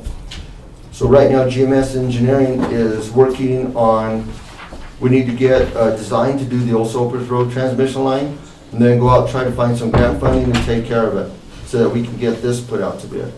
These two items were put on the Waterworth pro software that we have, and they use the audit, all the information provided by the city. It shows what our debt to ratio income is, how much money we have versus our rates. We plug our projects in. It lets us know if we have enough money to fund these projects, if we don't, where our rates need to be in order to get there. And this 3% is just to cover these projects moving forward. You know, there's a lot of other irons that we need to iron out. We need to start looking at replacing the rest of our infrastructure. We need to start looking at building another water treatment plant. And you know, those are in the coming future. We're already working on a future water treatment plant. That's in the works now. Black and Beach Engineering looking at that as we speak. So that's pretty much all I got to say moving forward. The last thing, just as a ballpark, residential rates here for the people that live in the city limits, you have 7,500 gallon water minimum for $24.75 a month. It's only going to go up if you stay at your minimum, 74 cents a month. People that live outside the city's limits, if you don't go over your 7,500 gallons a month, it'll be $1.24 per month additional to your water bill. You know, basically it's going to be on your consumption. If you go above and beyond that, add another 3%. And that'll be the difference on your bill. So the costs are minimal compared to what we have to pay to upgrade our infrastructure. So, any questions? Questions? Anybody? I think you did that. Thank you. Wow. Wow. Yeah. Great wow. Presentation. Well, you know, not me personally, but myself and several employees that work in the water department. I've been there since 1990. I've been out there, I fixed the leaks. We know the needs of our infrastructure. So, and what we're doing is prioritizing them and taking care of the ones that are in the worst condition and prioritizing, trying to get those done first. I mean, it's a never-ending job. We have to start somewhere. So we're prioritizing what needs to be done and trying to move forward to that. Trying to save our community some money by going out and getting grants, which we as a city have done, and in order to keep our rates down. But if we don't do this, we cannot provide safe drinking water. A lot of business owners are here when the get a water main break, we shut the water down. It's the first thing happens. How long is it going to be out? We need to keep our business open. Well, that's what we're trying to do. As Linda stated, we're trying to be proactive than reactive. So the more attention we give to our infrastructure, as far as all of our utilities, we're just here to try to benefit everybody out there. That's all. I'm close to retiring. I have family that are retired. I would not be asking for rate increases if they weren't needed. So, that's why we're trying to help any way we can. But these need to take place in order to, the state's coming down with rules and regs every year that's making it more and more difficult to stay in compliance. And we're just trying to stay with the game or ahead of the game. Yeah. So. Thank you, Mark. Thank you, Mark. Thank you. Anybody in the audience to speak for or against the increase in the water rates? Going once, going twice. Do you have? Hearing is closed. You're up. Second reading of an amended ordinance amending the city's water rate schedule. I need a motion. So moved. Shu motioned. Is there a second? Second. DeBono seconded. Call the vote, please. Trahell, Yes. Williamson, Yes. Thurman, Yes. Shu, Yes. Ogletree, Yes. DeBono, Yes. Griego. Yes. Item 7F, public hearing for consideration of an amended ordinance for the city of Trinidad, Colorado, increasing the gas delivery charge applicable to all customers' service classifications. The hearing is now open. Last but not least, Mr. Below. Mayor and council. Pardon? Try to My make this- favorite utility. Try to make this a little short, but first of all, I'd like to explain that a utility department is, our first and foremost priority is public safety. That's what we look at as public safety when we're looking at everything. We're trained to protect life and property in that order. So I think that's a misunderstanding of utilities. They don't realize we're there for the public safety and everything we do. I'll just read something real quick. Trinidad utility departments are responsible for generating, transmitting, and distributing essential services like electricity, water, and gas to the public, ensuring safe and reliable access to these resources while adhering to local and federal regulation to maintain quality and safety standards, essentially providing basic amenities needed for daily life to the consumers of Trinidad and the surrounding areas. With all that being said, with that deep freeze we had last month, I'm proud to say that we had no failures in all three utilities, the gas, the water, and the electric. So all of our customers were serviced through that entire cold spell. And believe me, there was restless nights. I was monitoring our pipeline companies. I was kind of on standby with our pipeline companies because, again, we have to dedicate the amount of gas that we're putting in that pipeline. And if it goes over, they could limit us on what we could get through the pipeline. As we go back a year from now, back in last February, I put out a letter when we were supposed to get another deep freeze, and it stated that I was asking customers to conserve on natural gas. And it wasn't just because I wanted people to freeze or anything like that. What I was trying to do is save the customer money on their bill. We had got a letter from our pipeline supplier, which we have no control over. It wasn't actually our supplier, it was the pipeline companies, CIG, Means Gas, Tallgrass Gas that supplies gas through the pipelines, which stated that there may not be enough gas in those pipelines. So they were asking everybody in the regions to kind of conserve on that. If we would have had to go over our limit, even with our storage that we have, they were limiting what we could pull out of storage. The price would have been, we would have had to pay a daily market price. To give you an example of that, we're paying $4.33 an MCF. The daily price, I think at that time went up to $50 an MCF, or right around $50 an MCF. So anything we would have went over our dedicated amount, we would have been paying $50. The city would have to pass that on to the customers. And we came close to going to our maximum withdrawal of our storage, but we were able to save that. So I did put out a thank you to our customers. I'm trying to do that. I don't believe people understand that we have to odorize our gas. which costs money, and then it is a safety issue. The gas we purchase in the transmission line is not odorized. We have 2 odorant stations. One is a Trinidad odorant station, one is the Department of Corrections odorant station.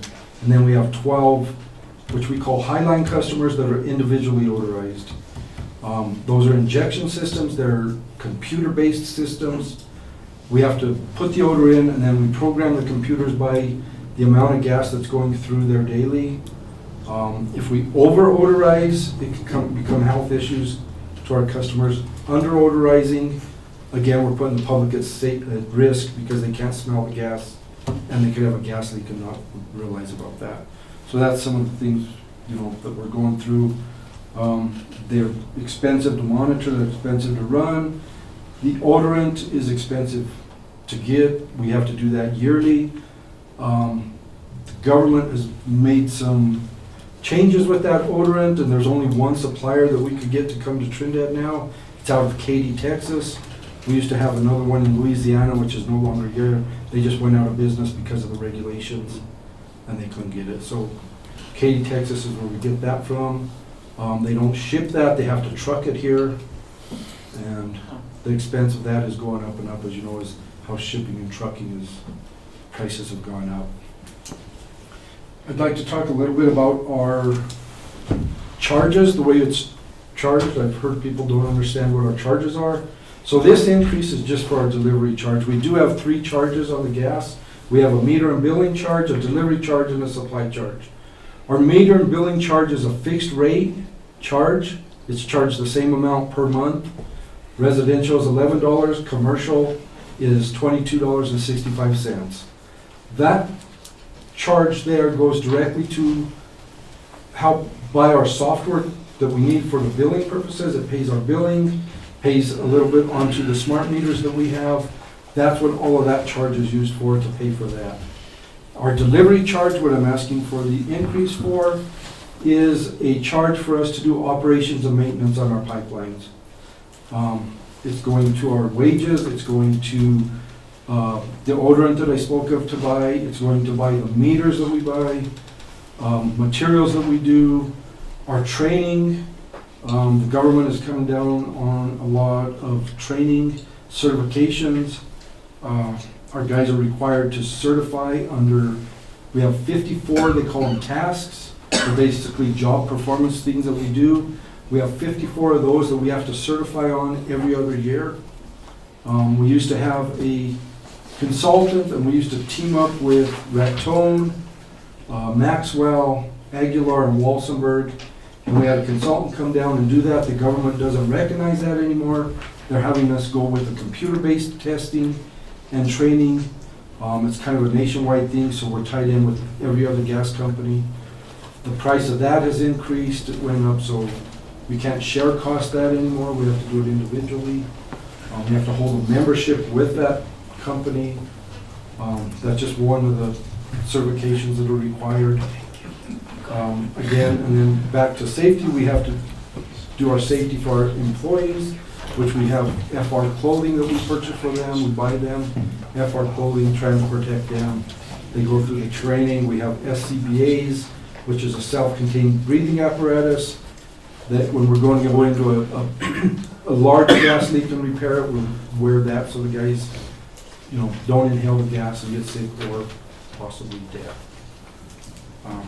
So that's where the delivery charge all goes into, is a lot of that stuff there. Our regulator stations that I was working on to get upgraded, those regulator stations were put in 1951. A lot of the parts in there, the valves, are still 1951 products. The regulators have been replaced in, as far as I could tell, late 70s or early 80s. We're required to do maintenance on those regulators once a year, but now on those regulators we can't find any parts. They stopped manufacturing those regulators. They were carrying parts. They're getting harder and harder to find at this time. So some of this is going in, this increase is going in to help support that stuff there. We've had people talk about, why does the city look at bringing businesses to town? And like Mrs. Ogletree said, we need to improve our infrastructure to support these businesses that we want to come to town. And that's another thing that I'm looking at, is getting another, we call them a gate station out on the north side of town. That's where the gas gets transferred for transportation to a distribution. So I'm looking to do that. I'm trying to get a tap off of the Walsenburg line, and we will pay them a transportation fee and get some gas out into the park, north side of town, where we could sustain more business at that side, because ours currently is on the east side of town, out by the movie picture show house, and it gets distributed all through town. When it's going out there, we are starting to lose some pressure. So this is something we need to look at into the future of getting that. We've been working on that for, Mike Valentine was working on it. When he left, I started working on it. It gets political. We're working with Walsenburg. They're kind of like us, and the city managers are changing, and it has to restart all over, and council members are even that voted on it, and it hasn't been done, so then that has to restart. Been in contact with them this year. I think we're going to have a meeting with them next week or the week after. We're going to go up there and meet with some of their new members and try to keep that going, see what we can do there. Now our supply charge, I know they questioned that. That is the gas product that we buy. And that is a straight pass-through cost. We do not see any profit on that. That's a straight-through pass-through, and we try to maintain that. A few years ago, we were selling it cheaper than we were buying it when they had the spike of natural gas. And this is another thing I believe the public should thank council and staff for working on this. We were over $1 million, $1.5 million short. We could have went out and charged this to the public to try to recuperate that money. We decided to pull that out of our reserves. I brought it to council. You guys all approved that. So that saved us, it saved the customers $1.5 million that we didn't have to increase their rates at that point.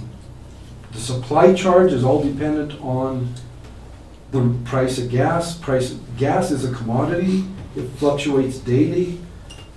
We don't know what's happening with these tariffs. Before that, looking into it, 2025 was supposed to be pretty stable. I've been looking at the market now, starting to get a little volatile, so we don't know where we're at on the supply charge. That, can't tell what's happening on that, so that's that. We've had increases with all of our products that we buy. In the last 4 years, so from 2020 to 2024, a residential gas meter has increased 108%. A regulator for that gas meter is 61% increase. Cathodic protection, we use magnesium anodes on there. We use several of those a year. Those have increased 45% in just that time. A mid-sized commercial meter has increased 51%. So a mid-sized commercial meter is around $5,500, and that does not get charged to the customer. That is our expense when we install meters. All meters are gas department's expense. They are gas department property. They don't get charged to a customer. So those are some of that that we have. We've done some improvements in the years, trying to improve our infrastructure. I installed a gas line on Morris Canyon Road from Peak Street down to Santa Fe Trail. That's kind of a first phase that I want to do to loop our system up in that area. Right now we only have one pipeline going up Santa Fe Trail that feeds everything from basically 2nd Street all the way up. If anything fails there, we lose everything south. Back in 1989 when I started working here, we had a gas line going up Garfield. We removed that because of safety issues. I don't know why we never put it back in, but my goal is when we do the Garfield improvements, I'd like to run a gas line up there, and then we could loop that system up Garfield, up Santa Fe Trail, tied it in on Morris Canyon Road, and we have a looping system right there. So we have 2 ways to get to the south of town. So that's one other thing I'd like to do. The gate station is another one. We have a few different things here in town. We're looking at LEA. To redo that, I'd like to replace the gas line in that also. We had a old uncoated gas line in Allendale that we applied for a grant. We started that grant process in November of 2021. Working on that. We finally finished all the paperwork, all the work. Last Friday was when we finally completed that. Cheryl sent in the final paperwork on that, and we got it complete on that. So grants are helpful, but they do take a long time. That took 3.5 years to get that complete. It wasn't a huge money grant, but it was a grant that was out there that we needed to get something put in quick, so I thought that was a good point for it, and we were awarded that grant. So that. So that's about all I have.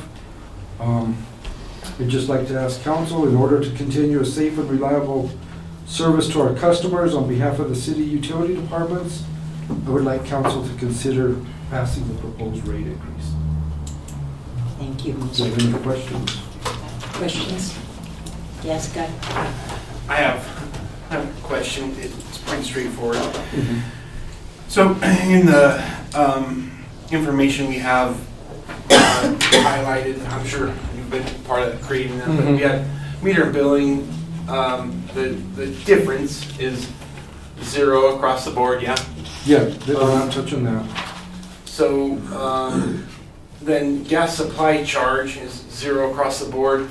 The only thing we're changing is the delivery charge. So for every CCF, we're talking about 0.0054, right? Yes, that's a half a cent.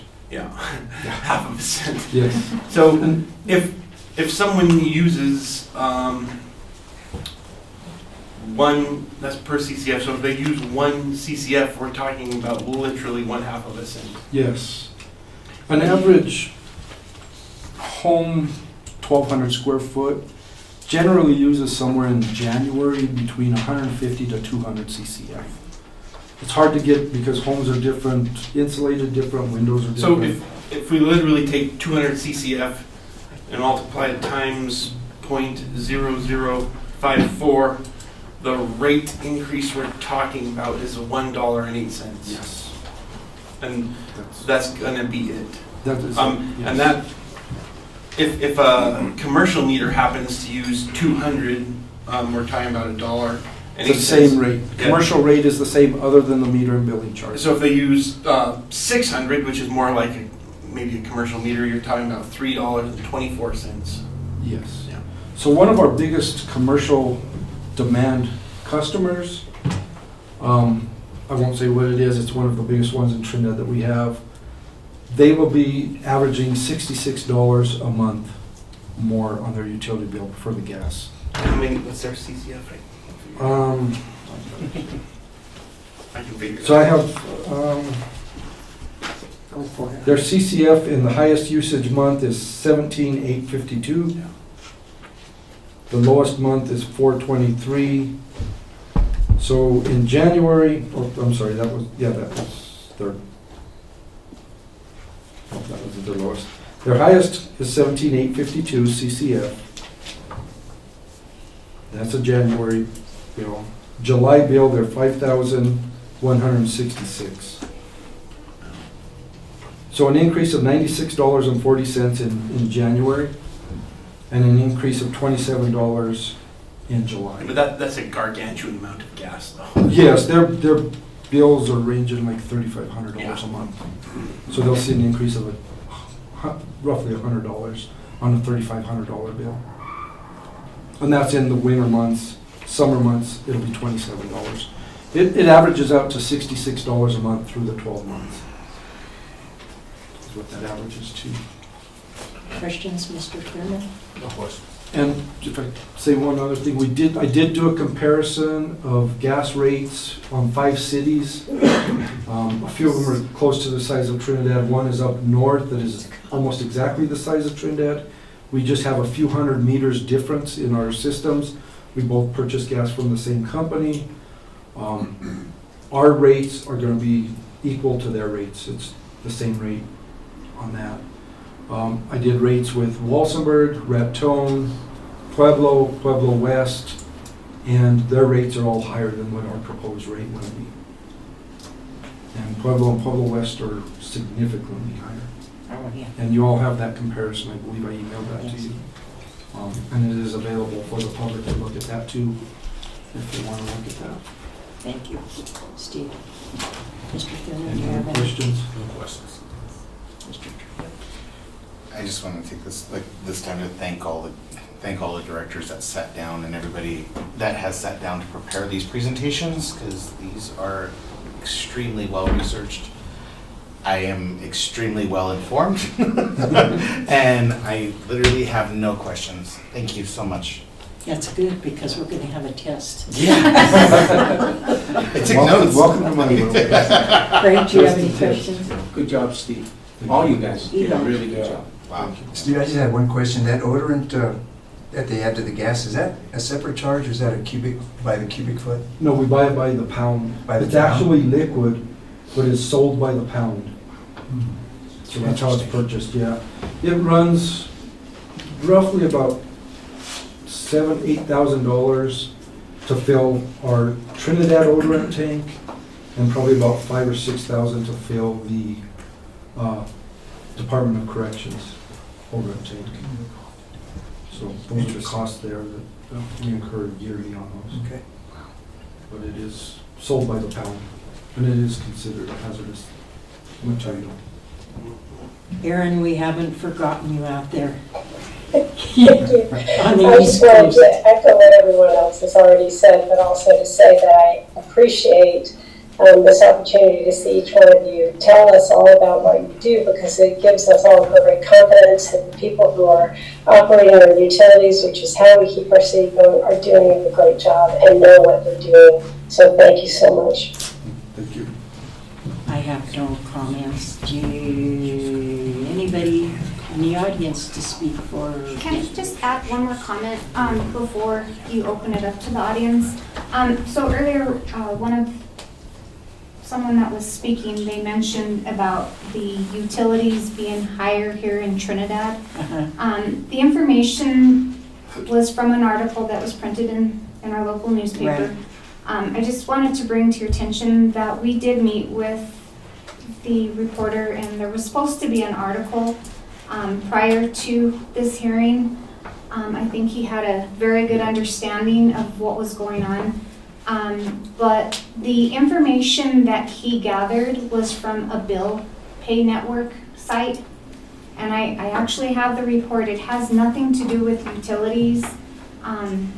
It's House payments, house payments. cable payments, card payments. Okay. So I don't know how the utility is encompassed in that, but I just wanted to clarify that. Just in addition to that, the reporter called me today, and he was supposed to be here tonight to explain, but he didn't show. But he stated the same thing that you did, Linda. It was misrepresented or misinterpreted, I guess. Anybody else to speak for or against the gas increase?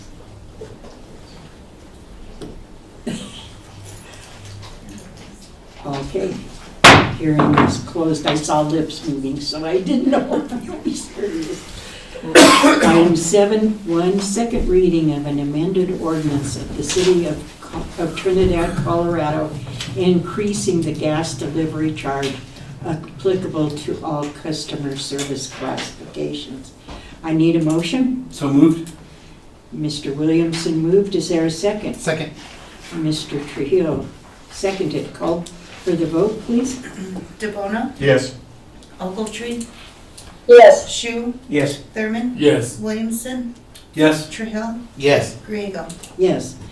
Before we finish the public hearing segment, if there's a theme of all this information that you've given, I know it's not real that interesting, but I think the theme of it is not only are we council people, we're consumers ourselves, and we understand how you feel, especially now, everything is going up, and our futures are uncertain as to what's going to happen with our expenses. But if you take away anything from tonight, please take away that we don't do this lightly. It's something, we've had multiple meetings about this, and I understand your concern. And if there was anything we could do other than raising rates, we would do it. But if it's either pay now or pay later kind of situation. So thank you for those that have been in the audience. So attentive. We appreciate that. We don't get very good attention in here, attendance, so thank you.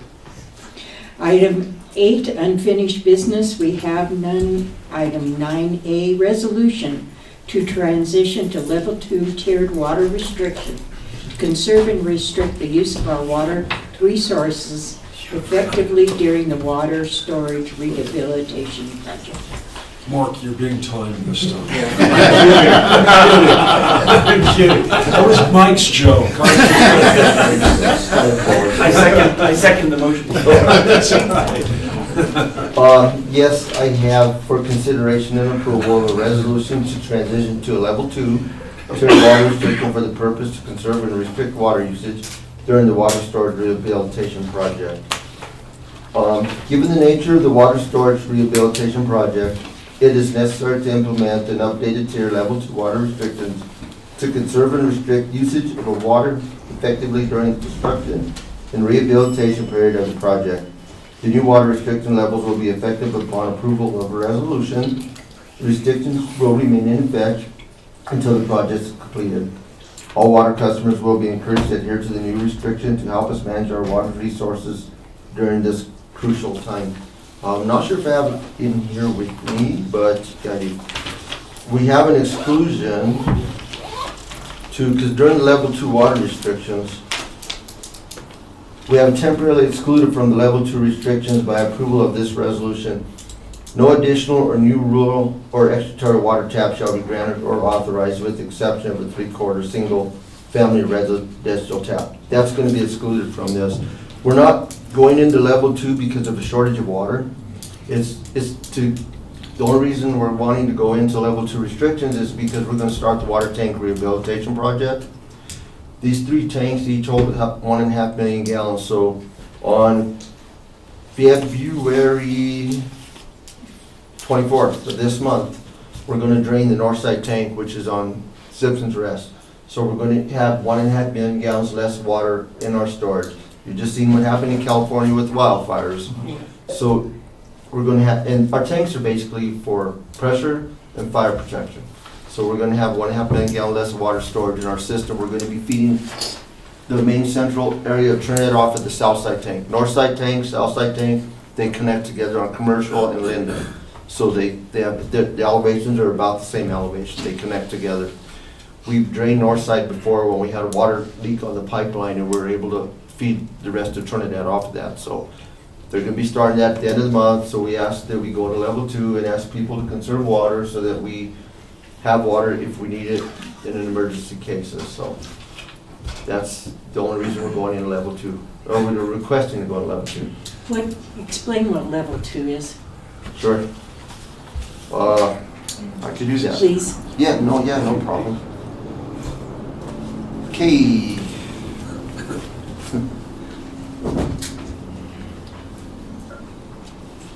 Level 2 allows the watering of lawns and other vegetation and is restricted as follows. Addresses ending in even numbers are allowed to water on Wednesday, Friday, and Sunday, except during the hours of 10 a.m. and 4 p.m.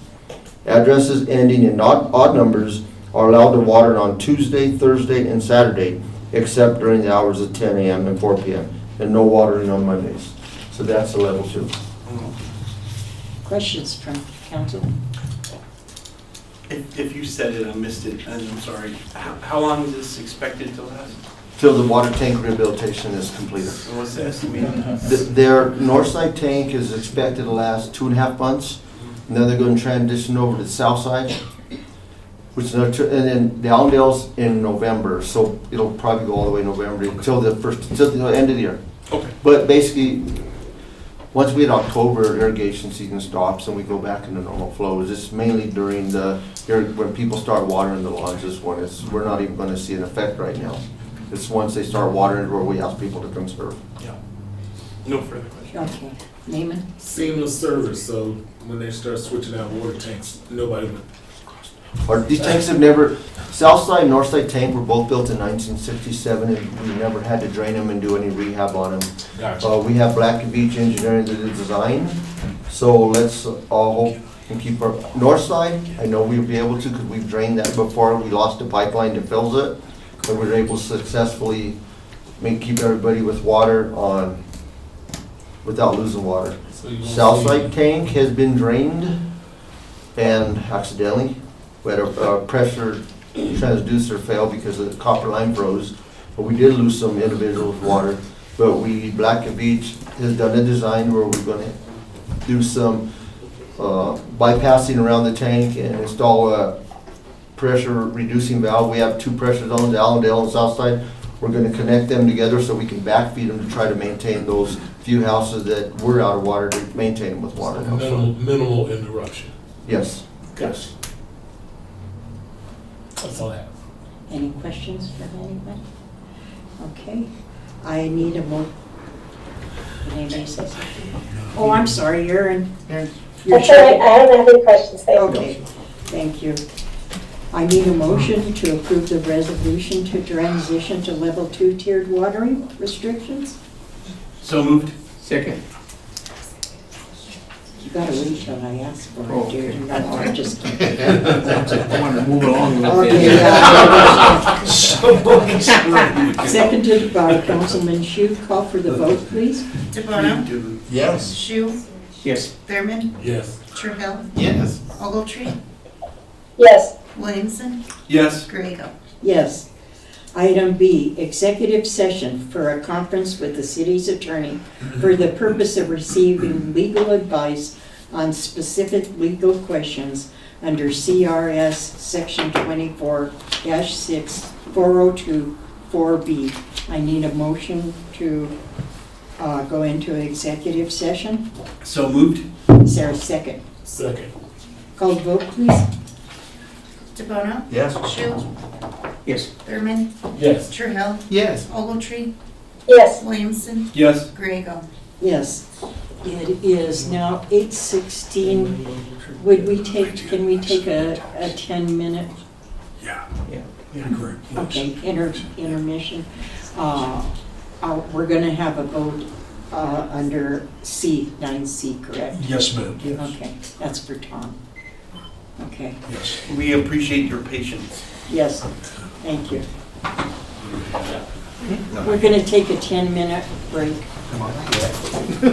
So at 8:26, I want you back. I don't want them running off.